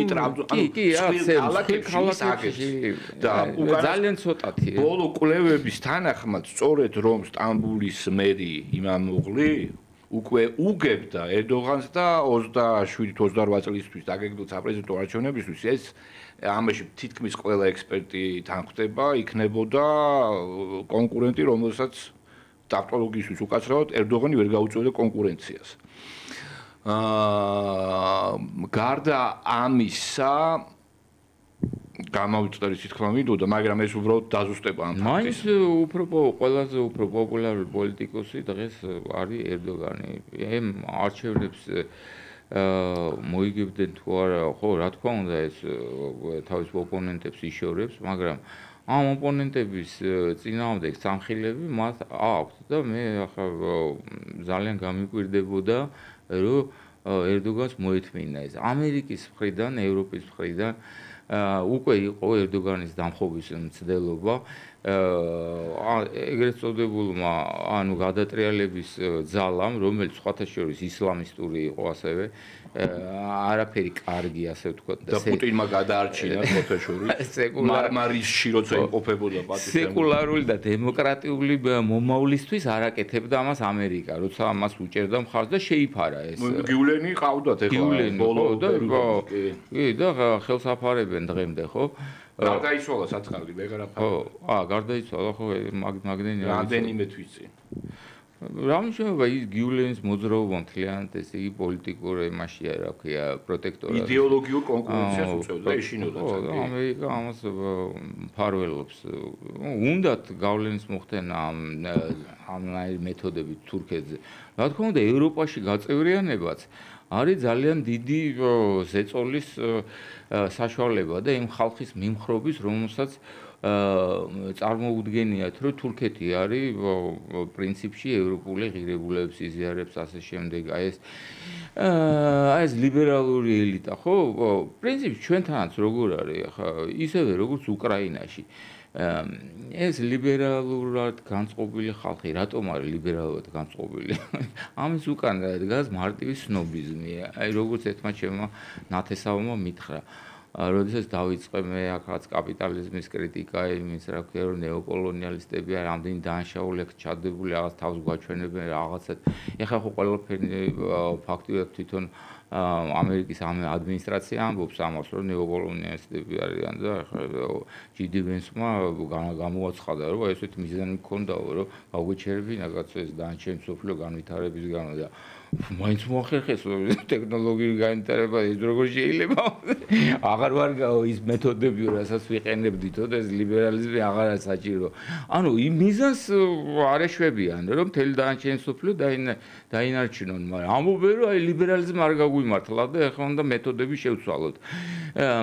მაგრამ ის ხალხი რატო უჭერდა მხარს რატომ არიან ლიბერალები? ხო და ის ჩემი ნათესაობის ნათქვამი გამახსენა. მივხვდი ახლა ამ კრიტიკაში ვერ წამოყვებოდა, იმიტომ რომ მაგდენი ცოდნა არ ქონდა, მაგრამ როგორ აზროვნებ ჩვეულებრივი ხალხი? ისინი უკეთესად ხო ცხოვრობენ, ესე იგი ისინი ჩვენზე უკეთესები არიან. ლოგიკურია. ვერაფერს ვერ იტყვი. ხო, ეს კაპიტალიზმის ლოგიკაც და მთლიანად ესე იგი კაპიტალიზმის უკან დგას რასიზმის უკან დგას გამართლება იმის რატომ ექცეოდენ სასტიკად ესე იგი სხვა ადამიანებს და ასე შემდეგ ეს ზღაპრები რომელიც დღემდე დადის ჩვენ ელიტაში ერთ მიმტკიცებდა რომ შეგაგონიაო ისაო რა ქვია კიო ევროპის კულტურაზე გავლენა მოახდინაო ეგვიპტემო მაგრამ ეგვიპტელები თეთრები იყვნენო შავები კი არ იყვნენო თეთრები ეგვიპტელები ყოველთვის იყვნენ ეგვიპტელები და შავები ახლა შეიძლება ისეთი შავები არის როგორც ცენტრალურ აფრიკაში არა პტოლემეის როდესაც ყალიბდებოდა პტოლემიდების საერთოდ ელინური კულტურის ეს ელინები იყვნენ ეს მეფე იყო თეთრი კაცო ახლა კლეოპატრა იმაზე იმერელი იყო რა ჩემი ცოლი ძალიან გავს კლეოპატრას იმიტომ რომ ბერძენი იყო მაგრამ ის რაც ვრცელდება ის გამოსახულება ის არ არის კლეოპატრა კლეოპატრა სინამდვილეში როგორც ამბობენ არ იყო მიმზიდველი და ასეთი ლამაზი როგორც აი ხა ჩვენ ვიცით ეს ხატები ხო კანონიკური თითქოს და აი მისი პროფილი რო ნახოთ იმაზე ეს არ არის მისი პროფილი ხო იმაზე ოქროს მონეტაზე რომელიც შემორჩენილია ეს არის ჩვეულებრივი იმერელი ქალის პროფილი რა ქერათმიანი იყო ეტყობა და ყველანაირად სახის ნაკვთები და ყველანაირად იყო ესე იგი იმერელი ხო ეხლა იმერლები და იმაზე რა ქვია მეგრელები რა კავშირში არიან ბერძნებთან ეგ კიდე ცალკე საკითხია ვინ ვიზე რაღაც გავლენა მოახდინა მაგრამ ჩვენ გენეტიკური გავლენა არა მარტო ბერძნებზე მოახდინეთ არამედ მთელი დღევანდელი თურქეთიც არის კავკასიური რასა ხო უკვე ატა გააგზელე ეს აშკარად უნდა მოგვემართოს მაგრამ ჩვენ ხო ლაპარაკობდით თურქეთზე რა თურქეთი ევროპა აი ეს აღარ არის ერდოგანისთვის მნიშვნელოვანი სამიზნე პირიქით გახდა საერთოდ ევროპისკენ სწრაფვა თვითონ იმ მოსახლეობაში რასაც თურქული მოსახლეობა აქვს ეს არის უკვე ანტიერდოგანული მოძრაობა ესენი არიან უკვე მოღალატეები როგორადაც თვლიან ამას ერდოგანისტები ესენი არიან ის ისლამი რომელიც ამბობს ჩვენ უნდა დავიბრუნოთ ლიდერობა ისლამურ იმაზე სამყაროზე და რა თქმა უნდა თურქულენოვანი ხალხების ჩვენ იდეური ლიდერი უნდა ვიყოთ და ეს იდეა ფაქტიურად ამოძრავებს დღევანდელ თურქულ სახელმწიფოს. აქ მაშინ ერთი დაზუსტება მინდა. ჩვენ ხედავთ, რომ ეს თანამედროვე პროცესი, რასაც ახლა ახალი ძველი წესრიგის ჩამოშლა, რომც დაპატიჟოს, ხო, ევროპამ. ეს ევროპის მხრიდან იქნება იგივე რაც უკრაინის ზე გავლენის მოხდენის საშუალება. იცის რომ ის ხალხი არის სნობი და ეს ევროპაში გაწევრიანება არის მათთვის რაღაცა მიზანი, ეს სნობური მიზანი, იქ კარგად ცხოვრობენ, მაგრამ ეს არ არის ნაციონალისტური მიზანი, ხო?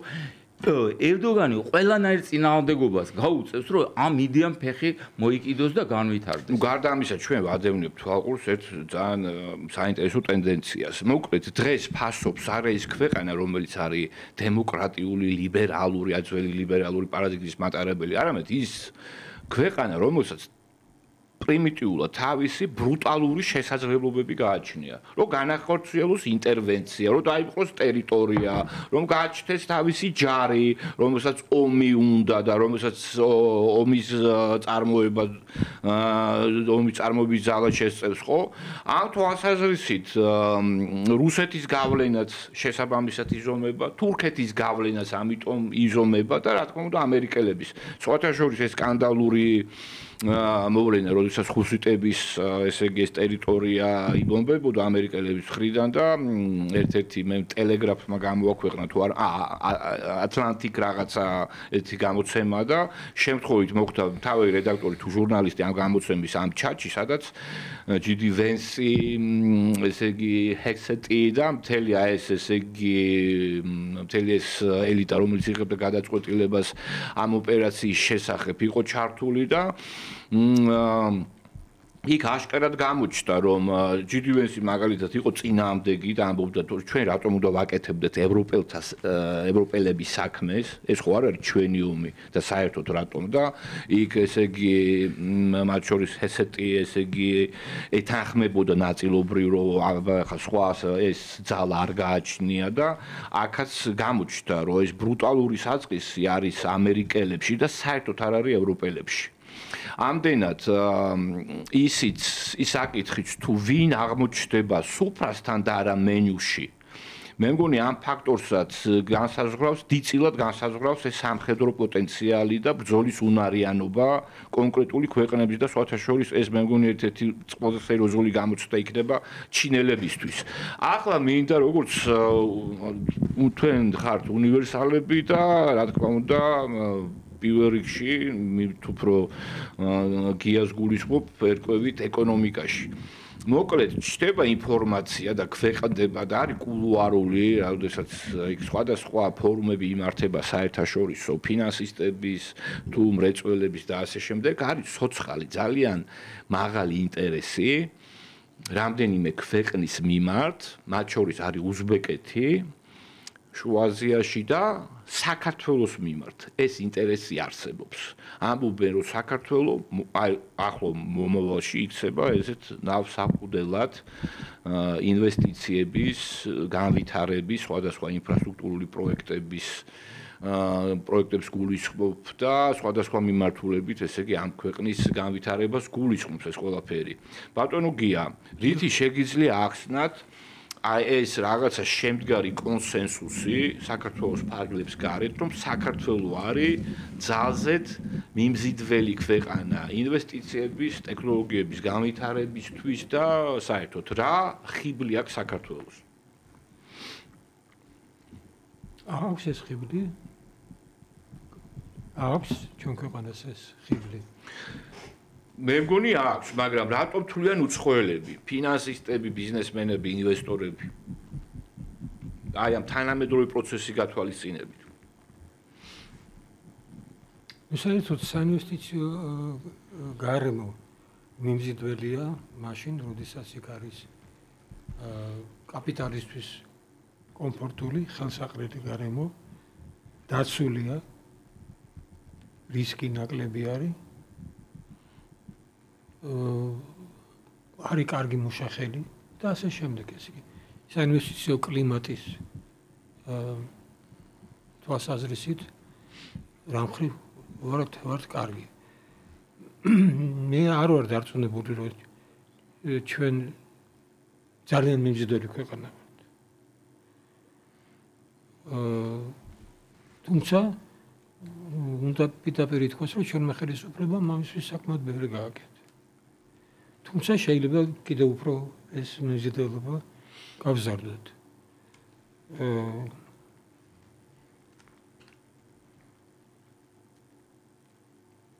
ძირითადად ჩვენი ნაკლი მაინც არის ის რომ ჩვენ არ გვაქვს კვალიფიციური მუშახელი.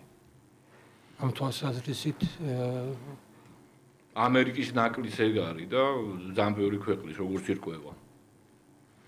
მაგალითად რეინდუსტრიალიზაციის პროცესს, ამერიკის რეინდუსტრიალიზაციის პროცესს ხელს უშლის ეს ფაქტორი. რომ ძალიან ბევრი ინჟინერი არ არის, კვალიფიციური, მაღალკვალიფიციური მუშახელი, რომელიც აი ელემენტარულად იქ ტანკს აწყობს, პორტს აამუშავებს და ასე შემდეგ.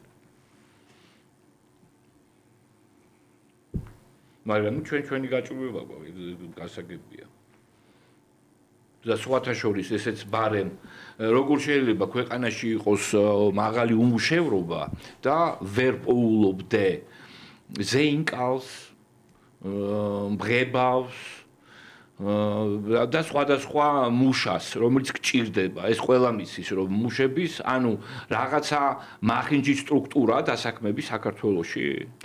ძალიან ბევრი ეკონომისტი, იურისტი და ძალიან ცოტა კვალიფიციური ეს რაც ახალი ტენდენციებია, თორე ისე ჩვენ ტრადიციულად ხელოსანთა კლასი არასოდეს არ ყოფილვართ, კი ბატონო. ამის ტრადიციაც არ აქვს. მაინც და მაინც. მიჭირს თქმა, აი სანიმუშო კლიმატის თვალსაზრისით საქართველოს როგორ ქვეყნებს მივაკუთვნებ. ძალიან მიმზიდველს ამ თვალსაზრისით თუ საშუალოს თუ მithumetes გავითვალისწინებთ თვითონ რეგიონი უფრო არ არის მშვიდი, ასე ვთქვათ. მეზობელია რუსეთის, ახლო აღმოსავლეთის, განსაკუთრებით მუსულმანური ქვეყნების, ფუნდამენტალისტური, აგრესიული ქვეყნების. ამიტომ მე ისეთი ცალსახა განსაკუთრებული მიმზიდველი არც ჩამოდის ჩვენთან სხვა შორის სააკაშვილი ძალიან გვაბოლებდა, რომ უცხოური ინვესტიციები შემოდის საქართველოში. სამწუხაროდ ეს ასე არ იყო, ტექნოლოგიური ინვესტორი არ შემოვიდა, იმიტომ რომ ჩვენ მაღალი კლასის საინჟინრო კადრები არ გვაქვს. პლუს თვითონ მუშახელიც ცოტაა, ასე ვთქვათ. რესურსი მცირეა. ხო, შრომითი რესურსებიც საკმაოდ ცოტაა. ალბათ შემთხვევით ხო არ არის, მაინც ქართველები მიდიან ევროპაში, ცდილობენ რომ ევროპაში წავიდნენ და მათ შორის არა მაღალკვალიფიციური შრომის შესასრულებლად, ხო? ძირითადად პრიმიტიული შრომა, ბეიბისიტერები, სასამეურნეო მუშაკები და ასე შემდეგ. ეს ჩვენი ერთ-ერთი მთავარი პრობლემაა. და შეკითხვა რა შემდგომარეობდა ვაკა? ის აი რაში შეიძლება ესე იგი დაინახოს ადამიანმა, ანუ ჩდება ინფორმაცია, რომ საქართველოს რამდენიმე ქვეყანას, უზბეკეთს მაგალითად შუა აზიაში ასახელებენ როგორც ქვეყანა, რომელიც იზიდავს ინვესტიციებს და დინამიურად ვითარდება. ეხლა რო ავიღოთ ფორმალურად ეკონომიკური ზრდის ტემპები, საქართველოს საკმაოდ მაღალი ტემპები, ერთ-ერთი მაღალია. ევროპაში ყველაზე მაღალია და ერთ-ერთი მაღალია მსოფლიოში, ეს ფაქტია. პატა, აი რა შეიძლება თქვა ამასთან დაკავშირებით? ანუ რა შეიძლება იყოს ეს ძირითადი ფაქტორი, რომელიც აი აგრეგაციას ახდენს ამ ინვესტორების ან სხვა ბიზნესმენების მაგალითად რაში არის საქართველოს ხიბლი ამ თანამედროვე სიტუაციის ვითარების გათვალისწინებით, რომ მაგალითად ჩინეთის ერთ-ერთი დერეფანი გახდა და ჩინეთს არ აქვს ბევრი გასასვლელი მაინც და მაინც. მოდის ვიხდი 1001 საკითხი დავასწრებ. ჩვენთვის ძალიან მნიშვნელოვანია რა დარგებზე ავიღებთ ჩვენ ორიენტაციას. რა დარგებს გამავითარებთ? რომელ დარგებშია მაღალი დამატებული ღირებულება? ამ ხრივ სხვა შორის ძალიან საინტერესოა გაერთიანებული არაბთა რესპუბლიკა და ზოგიერთი ის ქვეყანა, მე თავის დროზე გაუცებული ვიყავი, როდესაც პირველად ჩავედი თქვათ იგივე ემირატებში. მე მეგონა რომ ისევ როგორც ბევრ სხვას, რომ ემირატები მდიდარია და დუბაი მათ შორის, იმიტომ რომ იქ ბევრი ნავთობია. დუბაი აბსოლუტურად არ არის ლიდერი ემირატებს შორის. და ჩემთვის აღმოჩენა იყო ის, რომ იქ ძალიან დიდ როლს თამაშობს საიუველირო მრეწველობა. სადაც ძალიან მაღალი დამატებული ღირებულება. პარფუმერია და საიუველირო, კი ბატონო. და ტურიზმი, ნუ გარდა ამისა, როგორც აბუ-დაბი. ტურიზმი ისევ და ისევ საშუალებაა დიდარი ტურისტი, რომელმაც უნდა იყიდოს საიუველირო ნაწარმოები. მუშახელი შემოდის ძირითადად ირანიდან, ინდოეთიდან და ასე შემდეგ, აი საიუველირო მრეწველობაში. აი პრიორიტეტები დარგობრივი, ეს ძალიან მნიშვნელოვანი საკითხია. კი ბატონო. უკაცრავად პატაზე იყო შეკითხვა. მართალი რო გითხრათ, მე არ ვიცნობ ესეთ შეფასებებს, რომელიც აფასებენ ჩვენ პოტენციალს ინვესტიციებისთვის, მაგრამ გარედან თუ შევხედავთ შორიდან, ეს შვადერეფანის სტატუსი, ეს რომელიც ფაქტიურად არის Belt and Road Initiative-ის, აი თურქული ინიციატივის ნაწილად მოიაზრება, ეს თურქული ანუ ჩინური ამ პროექტის ნაწილად მოისაზრება. ეს არის თურქეთის მხრივ ძალიან მხარდაჭერილი ესე იგი კონცეფცია და რა თქმა უნდა ჩინეთიც ამაში ხედავს აზრს და საერთოდ საქართველოს გადიოდა აბრეშუმის გზაზე. მე რაღაც სტატიები წაკითხული მაქვს, სადაც წერია რომ თავიდან აბრეშუმის ზღვა კი არ ერქვა აბრეშუმის გზა, არამედ ღვინის გზა ერქვა და პირიქით გადიოდა, აქედან ჩინეთში გადიოდა ღვინო და მერე დაიწყო ესე იგი ეს ჩინური ასე ვთქვათ ექსპორტი ჩვენი გზის გავლით, მაგრამ დღესაც რა თქმა უნდა ჩვენ გზა ვართ და აი ჩინელები შემოვიდნენ და როდესაც ამ პროექტს დაამთავრებენ სხვა ჩინური კომპანია რას აკეთებს ჩვენ ანაკლიის სპორტში, ანაკლიის სპორტს კი არ აკეთებს თვითონ, ანუ მიწის სამუშაოებს და გაღრმავებას, ამას აკეთებს ევროპული კომპანია. მათ უნდა გააკეთონ უკვე თვითონ მომსახურების ინფრასტრუქტურა. ხო, რაშიც არიან ძალიან ძლიერები ფაქტიურად. თვითის უზრუნველყოფა. რაც დავარია. ჰა? თვითების უზრუნველყოფა. ხო, მაგრამ ეს იქნება ძალიან მაღალი დონის პორტი. ჩინელები ამაში პორტების აღჭურვაში არიან პირველები და ამერიკამ დაიწყო ზუსტად ცოტა ხნის წინ აი ამ ჩინური პორტების მშენებლების ასე ვთქვათ დასანქცირება და ამერიკიდან განდევნა, იმიტომ რომ ყველა კონკურენტი გაანადგურეს, ეს არის ამ წეები, რომლებიც მთლიანად რობოტიზებულია.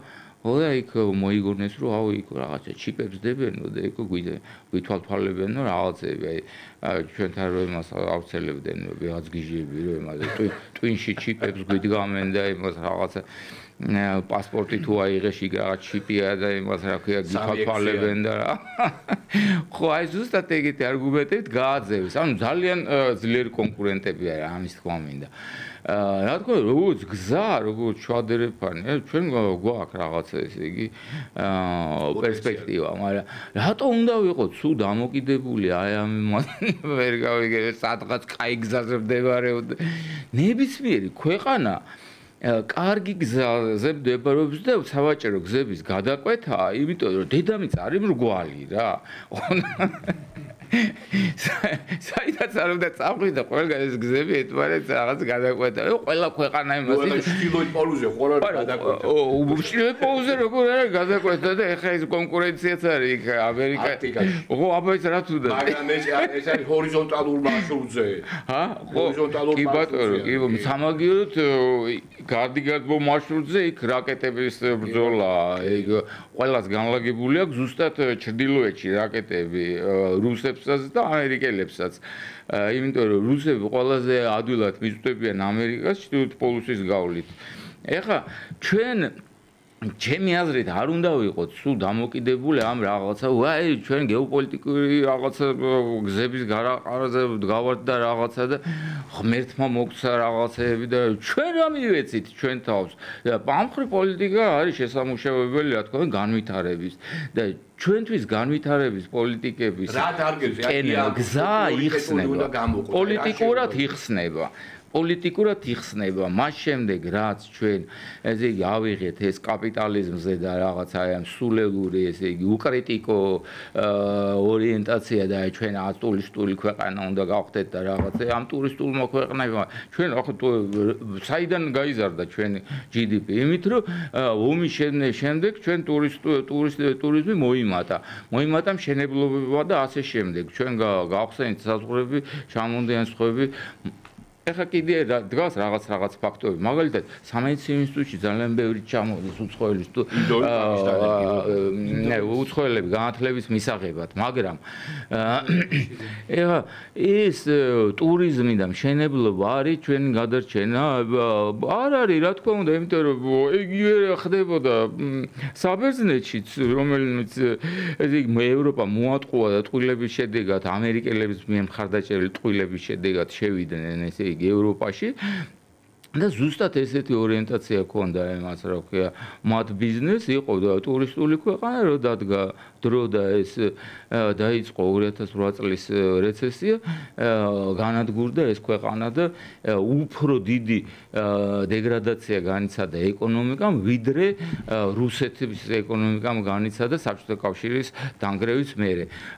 და სხვათა შორის ამას უწყობდა ხელს იგივე სნობიზმი, იმის, რა ქვია, ქართული პროვინციალური სნობიზმი. არა, ევროპული ინგლისელების სნობიზმი, არისტოკრატების. ევროპული სნობიზმი. ჩვენი ოპოზიციის სნობიზმი არ მესმის. რატო? იმიტომ რომ საკუთარი ქვეყანა არჩიეს და წავიდნენ ევროპაში სამუშაოდ. ბოლო კითხვა მაქვს ესეთი, რომელიც ასევე ჩვენს ქვეყანას ეხება. თქვენ იცით ახლა რომ მიმდინარეობს სპეციალურად შექმნილი საგამოძიებო კომისიის მოსმენები. მე მგონი პირველ არხს და შესაბამის არხებს სადაც ხდება ამის ტრანსლაცია მაესტროზე მე მგონი ეს რეიტინგის ეზრდება, იმიტომ რომ ძალიან ყველა ინტერესდება. აი დღეს მაგალითად გამოგდიოდი აქ თურქეთისკენ გოგა ხაიდრავას გამოსვლა იყო და რა თქმა უნდა ძალიან საინტერესოდ ხვდებოდა აი ამ ამბებს, რომელიც უკავშირდებოდა სააკაშვილის მმართველობის პერიოდს და განსაკუთრებით იმ პერიოდს, როდესაც 2008 წლამდე საქართველოს ხელისუფლების ძალისხმევით იქმნებოდა გარკვეული დაძაბულობა სამაჩაბლოში, იქ რამდენიმე მცდელობა იყო, მოკლედ. მაგრამ მე მაქვს აი ესეთი კითხვა. აი ნახეთ, ესე იგი, ლიბერალი ხარ, იქ კონსერვატორი ხარ, იქ ერდოღანი ხარ თუ მოკლედ იქ რუმინეთის პრეზიდენტი კლაუსი მაგას არსებითი მნიშვნელობა არ აქვს, იმიტომ რომ ჩვენ ვხედავთ, რომ ავტორიტარული ტენდენციები ყველგან მხოლოდ ძლიერდება. აი მაგალითად რუმინეთის მაგალითზე. აიღეს ჯორჯესკუ და გააუქმეს. მეორე კანდიდატი გამოჩნდა ვიღაცა ქალი, რომელიც ასევე არის პარლამენტის ადგილობრივი პარლამენტის წევრი, იმის გამო რომ კარაოკეში მღეროდა კაჭუშას აიღეს და მისი რეგისტრაციაც გააუქმეს. შემდეგ ხედავთ მოლდოვაში, რომ ერთი გუცული არის ქალი, რომელიც აი ავტონომიური ოლქია გაგაუზია და იმის პრეზიდენტია პრაქტიკულად არის დაპატიმრებული. რომ ესე იგი დაპატიმრებული არის ასევე აი ამ ოპოზიციურ ბლოკში შემავალი სხვადასხვა პოლიტიკური სუბიექტების ლიდერები. და ამაზე ევროპა არანაირ იმას არ იღებს, პირიქით მიესალმება ამას, ამბობს რომ ეს არის დემოკრატიის დაცვა. იქ ბერბოქი მეორედ ჩავიდა სირიაში და მხარს უჭერენ ესე იგი ამ სირიის რეჟიმს და ესე იგი მიესალმებიან დემოკრატიულ განვითარებას არადა რამდენიმე დღის წინ რაღაც 1-2 კვირის წინ ეთნიკური წმენდა იყო მოწყობილი, ხო, იქ ალავიტები, გაჟლიტები და ქრისტიანები და ხედავთ რომ ერდოღანის ამით სარგებლობს, აიღო და მოახდინა ერთ-ერთი ყველაზე კონკურენტული კანდიდატის ჯერ დიპლომი ჩამოართვა და შემდეგ დააპატიმრა.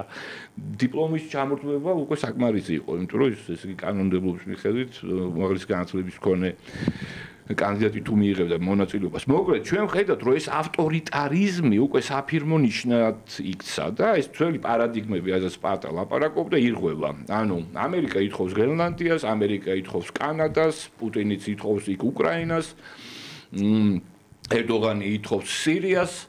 აი ამ ყველაფერში არის იმართება ეს პროცესი. და გუშინ პოლიტიკურმა ერთ-ერთმა პოლიტიკურმა ლიდერმა ქართული ოცნების მამუკან დიდერეთმა განაცხადა, რომ ამ პროცესის შედეგად ეს პარტია გაუქმდება და რა აზრი აქვს პარტიის გაუქმებას თუ მის წევრებსაც, აქტიურ წევრებს არ ჩამოერთვება აქტიური პოლიტიკური მოღვაწეობის უფლება. ამაზეც არის საუბარი. როგორ უყურებთ ამ პროცესს და როგორ აფასებთ? გია ბატონო, აბა მოდით.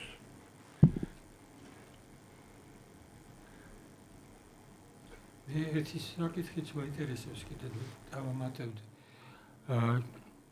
პრაქტიკულად რუბიომ განაცხადა, რომ ჩვენ ვიხილავთ იმას, რომ ომი არის არა რუსეთსა და უკრაინას შორის, არამედ რუსეთსა და შეერთებულ შტატებს შორის. კი, პროქსი არის უკრაინა. პროქსი ომი არის მაშინ. და ფაქტობრივად გამოდის, რომ უკრაინა არის პოლიგონი. მაგრამ მაშინ მე იგივე რუბიოს ჯეი-დი ვენსაც და იგივე ტრამპსაც დაუსვამდი მარტივ შეკითხვას. მაშინ რაზე მოითხოვთ თქვენ ზელენსკისთან, რომ მან თავის დახრით და იატაკზე თავის შუბლის დარტყმით მადლობები უხადოს ტრამპს. აბსოლუტურად არაფერი მას სამადლობელო არ აქვს. იმიტომ რომ ეს ამერიკელები იბრძვიან უკრაინას და უკრაინელამდე. მაგრამ აქ დგება კიდევ მეორე შეკითხვა. რუსეთი ყოველ შემთხვევაში თავიდან დეკლარირებდა იმას, რომ ის ომობს ასევე არ ომობს უკრაინასთან, ის ომობს დასავლეთთან და პირველ რიგში ამერიკასთან. ეხლა ცხოთა შორის, როდესაც მთავარი მისი მოკავშირე ტრამპია. რაც ძალიან სამწუხაროა. მაგრამ განსხვავებით ჩვენგან უკრაინელებს არ უწერიათ კონსტიტუციაში, რომ მათი მიზანი არის ევროკავშირში და რაც თავარია ნატოში შესვლა. ნატოში უწერიათ პოროშენკომ ჩაწერა.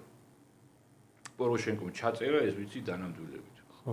მაგრამ და ამით დაარღვია სხვათა შორის ბუდაპეშტის მემორანდუმის, იმიტომ რომ ბუდაპეშტის მემორანდუმის თანახმად უკრაინა იღებდა ვალდებულებას ნეიტრალური ქვეყნის სტატუსით რომ ემოქმედა. მე ამას იმიტომ გითხულობ, რომ მაშინ რუსეთს საბაბი აქვს, რომ ჩვენს მიმართად საქართველოს მიმართად აგრესია ქონდეს.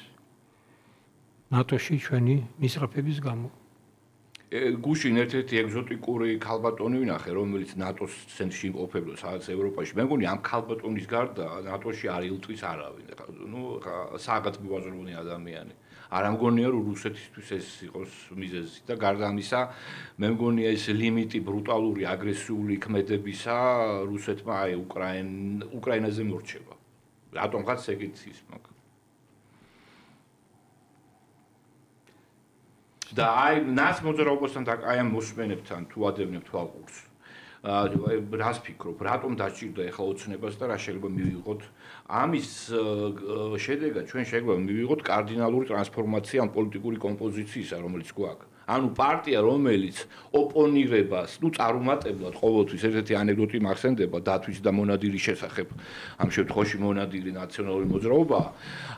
პერმანენტული მარცხით მთავრდებოდა მთელი ამ 12 წლის განმავლობაში. ეს პარტია შეიძლება გაქრეს საერთოდ. როგორ შეცვლის ეს კონტექსტი და როგორ შეიცვლის საერთოდ პარტიულ სისტემას და პოლიტიკურ სისტემასაც. თუ გრებოს ეგ პატა იტყვის და მე დაამტკიჩო. ხო. პატა გთხოვთ. დაიწყე და მე გავაგრძელებ. მე არ მინდა ავით საერთოდ ამ თემაზე ლაპარაკს ვერიდები ხოლმე, იმიტომ რომ ახლობლებთან ნათესავის გეშინია. არა, გეშინია იმის რომ ვერ გამიგებენ რატო ბევრს ვისაც მე უთხარი საკუთარი გამოცდილება ვერაფერი ვერ გავაგებინე იმის გამო რომ ტვინი ხალხს აქვს გამორეცხილი სხვა ინფორმაციით მე მონაწილეობდი იმ ღალატში ღალატის პროცესს ვაკვირდებოდი ძალიან ახლდან რაც ხდებოდა 2008 წლის ომის დროს მე მთლიანად ვემხრობი იმ წინადადებას მიყვავდი იმისა რომ ჩვენი ელიტის კრიტიკოსი ვარ ის რაც თქვა საპატიო ლიდერმა ქართული ოცნების ამას მივესალმები რომ ეს ნაციონალური მოძრაობის პოლიტიკური ესე იგი არსებობა საქართველოში დასრულდეს იმიტომ რომ ეს არის უდიდესი დანაშაულის ჩამდენი ინსტიტუტი რომელიც დღესაც მანიპულირებენ მე ვაკვირდებოდი ამ პროცესს სხვებისგან განსხვავებით საკითხული მაქვს ის ევროპელების დასკვნაც ამ ომის ანალიზის ტალიანის რეპორტი და ის ღაპრებიც მოსმენილი მაქვს რითაც ტვინს ურეცხავენ ხალხს ტალიანის რეპორტში პირდაპირ არის აღიარებული რომ ჩვენ დავარღვიეთ ამერიკელები პროვოკაცია იყო ესა მხრივი პროვოკაციების არა პროვოკაცია იყო იმას რა ქვია უსაფრთხოების სამიძზე როდესაც ამერიკამ თქვა რომ საქართველოს მიიღებდა ნატოში ბუხარესტის სამის გულის კი ბატონო უსაფრთხოების სამიდი ბუხარესტში რომელზეც თქვა რომ მიიღებდა საქართველოს ყოველგვარი წინაპირობების გარეშე და მერე იზრუნებდნენ ჩვენ დემოკრატიზაციაზე. რის წინააღმდეგაც წავიდნენ ევროპელები მაშინ და იმ მომენტში შეაჩერეს, მაგრამ ეს იყო რუსეთისთვის ნიშანი. იმისთვის რაღაც უნდა ემოქმედა და საქართველოს გაწევრიანებისთვის ხელი უნდა შეეშალა.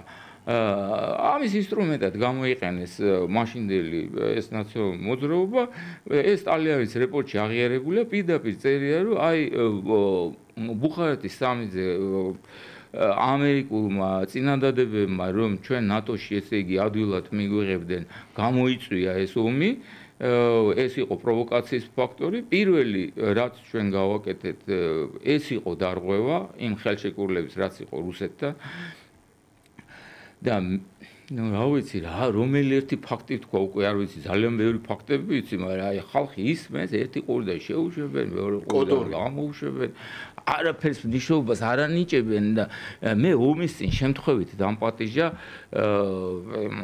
საფრანგეთის ელჩმა თავის სახლში სადაც არასამთავრობო ორგანიზაციების და ვიღაც პოლიტიკოსები იყვნენ εκεί და ასე შემდეგ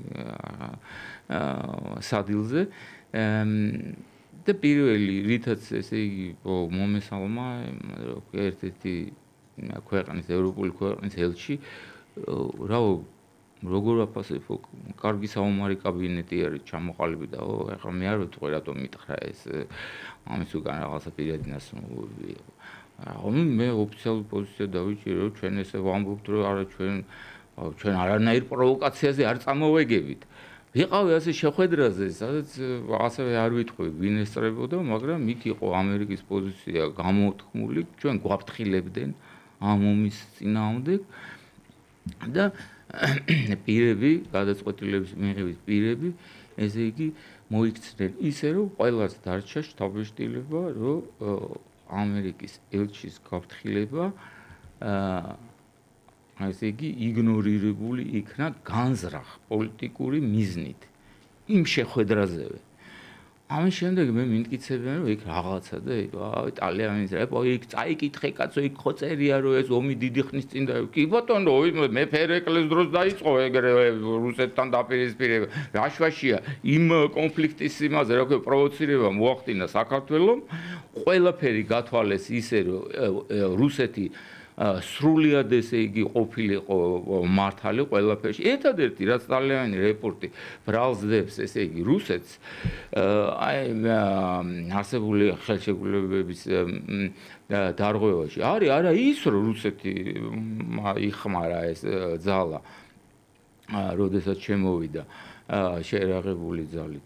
არამედ ის რომ რუსეთმა დაარღვია ტერიტორიული მასშტაბი ჩარევის და იქ დაბომბა ისეთი ადგილები მაგალითად კოჯოშიც ჩამოაგდეს ჩემსახალ ჩამოაგდეს ბომბი შემთხვევით არ აფეთქდა ის რო აფეთქებული ხო აღარ ვიკდებოდით ახლა მე ესე მგონია რომ ბევრ ადგილას ბომბს აგდებდნენ განზრახ არ ყალბომბებს რომელიც არაფეთქდებოდა წინასწარ იცოდნენ დაშინების მიზნით აკეთებდნენ ალბათ ამას მე ესე მგონია რომ აი ყველაფერს გაკეთე მაგრამ ახლა დიდათ ახლა საქართველოს დანგრევა მანამ არ აწყობდათ და ზოგიერთი რაღაც საერთოდ ჩვენმა მთავრობამ მოაწყო პროვოკაცია რომელიც მერე დააბრალეს რუსებს კერძოდ ეს იყო ეს რა ქვია რკინიგზის დაზიანებები ეს იყო ხანძრები ეს ამბები მე ვიცი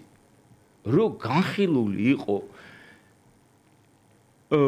ევროპის რამდენიმე ესე იგი დიპლომატიური მისიის პირობებში და ჩვენი იმ მისიებს ვისთანაც ჰქონდათ ურთიერთობა ისინი ინფორმირებული იყვნენ იმაზე რომ ეს ყველაფერი გავაკეთეთ ჩვენ და არა რუსეთმა როგორც წერდა მაშინდელი ჩვენი პრესა ეს მთავრობა იყო აბსოლუტურად მოღალატური მთავრობა ისინი ვინც მათ გვერდით დგანან ან მათ ლეგიტიმაციას იყენებენ რა თქმა უნდა სამშობლოს მოღალატეები არიან მოკლედ ხვალ პატა ჩემი აზრით მოწყობას მიიღებს ამ საგამოძიებო კომისიიდან იმდენი აღამე დაასახელა გია თუ რამე დაამატებ მე დავამატებ იმას რომ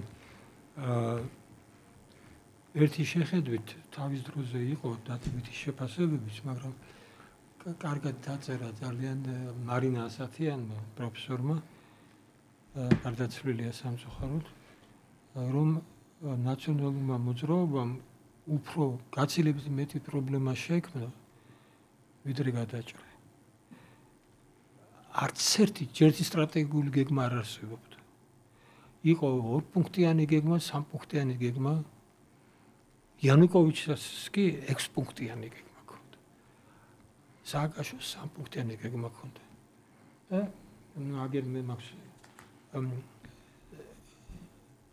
შემოიტანეს ბენდუქიძის ლიბერტარიანული, ბენდუქიძის არ არის, მაგრამ პუტინმა სწორედ ამის შემოგზავნა ჩვენთან ბენდუქიძე, რომელიც სხვათა შორის იმას ამბობდა, რომ ის რუსულად ლაპარაკობდა.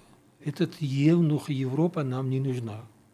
წარმოიდგინეთ ახლა ერთი წუთით ან იმათ მთავრობაში, ზომ მთავრობაში, ან ახალ მთავრობაში ვინმე რომ ამ ლოზუნგით გამოვიდეს. რას არ დააბრალებენ. ბენდუქიძე იყო გიგანტ მისლი. იქ აწეს გრუზინსკая დემოკრატია. აბსოლუტურად დამღუპელი ფიგურა.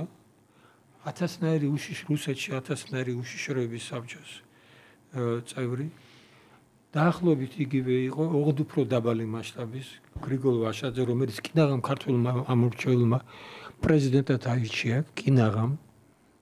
და ეხლა რატომღაც გული წყდებათ, რომ რატო სალომე აირჩიეთ.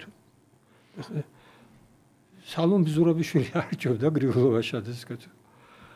მაგრამ თავი რა არის? არც ერთ დარგში, განათლების სფეროში, განათლების არ ვარგოდა, მეცნიერების სფეროში აბსოლუტურად ვსტარი მიდგომები იყო.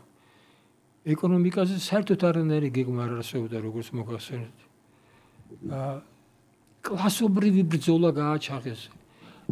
საზოგადოება გაახლეჩეს და დააპირისპირეს ერთმანეთთან. ეს ყველაზე უფრო დიდი დანაშაული. ჩემი მარწმენით. რაც თავარია არანაირი ხედვები რა სახელმწიფოს ვაშენებთ, რა საზოგადოებას ვაშენებთ. სინგაპურიზაცია. ეს ხო მე სხვათა შორის ნამყოფი ვარ სინგაპურში. და ისაც ეს რასაც თქვენ კითხულობთ ლიკუანიუს წიგნებში, მე წიგნები მაქვს ორივე. სამივე ბოდიშუქთი. და სხვა შორის ერთ-ერთ სინგაპურში უკრაინის ელჩმა გვარად მასშტაბეი არის. მე მომიწია მოსანებით გამოსვლა და მან მითხრა რომ მე არ ვიცოდით თქვენ ისეთ რაღაცები თქვითო სინგაპურთან დაკავშირებით, რაც მე არ ვიცოდი, თუმცა 10 წელი ვიღავი იქ ელჩიო. არის ბევრი საინტერესო თემა სინგაპურთან დაკავშირებით, მაგრამ რამდენად ეს არ არის ჩვენი ცივილიზაცია? არანაირად არ არის. იქიდანაც ჩანს, რომ ყველაზე უფრო პირველი ჯარიმა სასჯელი, თქვათ, ყვავილის მოწყვეტის წელი კი ბატონო. $500. შინაური ცხოვრის ყველაზე თუ კი ყებს ძაღლი მაგალითად ეს არის. და ბევრი შეზღუდვა არის ძალიან. და მეორე იცით რა არის? ჯოხით ფეხის გულებს ცემა. ადამიანის ცემა არის სინგაპურში. სააკაშვილს მოიწონეს, იმიტომ რომ საერთოდ აზზე ვერ მოვიდა მაგ ქვეყანაში რო იყო. სად მოხდა და როგორ მოხდა, ჯერ ერთ დაიწყო იმითი რომ თურმე ამერიკის მე-6 ფლოტს ემსახურებოდა სინგაპური და ამით აშენდა. რაც არასწორია. იქ ის სინგაპური ინგლისელი ბანკირების გაკეთებულია. და არა ლიკუანიუსი. ეგ საინტერესო თემა. მე ისე თქვა მინდა რომ ჩვენ არც ცივილიზაციურად სწორი არჩევანი არ გავუკეთებია. დეზორიენტაცია მოხდა საზოგადოების, ფასობათა სისტემის დანგრევა მოხდა. ჩვენ სამწუხაროდ და ეს სხვათაშორის მარტო ნაციონალიზმის ბრალი არ არის, ჩვენ ბევრი ისეთი რამ დავანგრიეთ, რაც ბოლშევის მივაწერეთ, რაც არ უნდა დაგვეგრია. და ახლა ფაქტიურად თავიდან გვიწევს ბევრი რაღაცის დაწყება. ჩვენი სხვაშორის ერთ რამეზე ძალიან გულიმწყდება ბოლო 2-3 წელიწადში ძალიან გაღიზიანდა ჩვენი საზოგადოება ევროპის დამოკიდებულებამ ჩვენს მიერ. კი ბატონო. არა და სამართლიანად გაღიზიანდა. მაგრამ ჩვენ მაინც ვიტყვი სხვაგან ვერსად ვერ წავ, ჩვენი სივრცე ეს არის. და ჩვენი სივრცე კავკასი არის, ფიქრობ. კავკასიაც და მაინც ყველა შემთხვევაში არის ქრისტიანული, რა თქმა უნდა. ეს რა თქმა უნდა. და ამიტომ და ნაცმოძრაობის აკრძალვა რას გამოიწვევს შენი აზრით? მხოლოდ დადებით. აი ამ ოპტიმისტური პროგნოზით აბსოლუტურად არაფერს არ დავკარგავთ. ამ ოპტიმისტური პროგნოზით მეცნიერებას დავანგრიეთ სხვათა შორის მაშინ 0.16% მთლიანი შიდა პროდუქტის გამოიყოფოდა ეს ზამბიაზე და უგანდაზე უფრო და განათლების სისტემაზე რომ არაფერი ვთქვათ. ხო, ეს ერთიანი სისტემა იყო. უღრმესი მადლობა ბატონებო, ძალიან საინტერესო დისკუსია იყო, ძალიან ორიგინალური მოსაზრებები, რაც ყველაზე მეტად ვაფასებ, ზურფასო მაყურებელს ვთქვენ, კარგად ბრძანდებოდა, ჩვენ შევხვდებით ერთმანეთს მომავალ პარასკევს.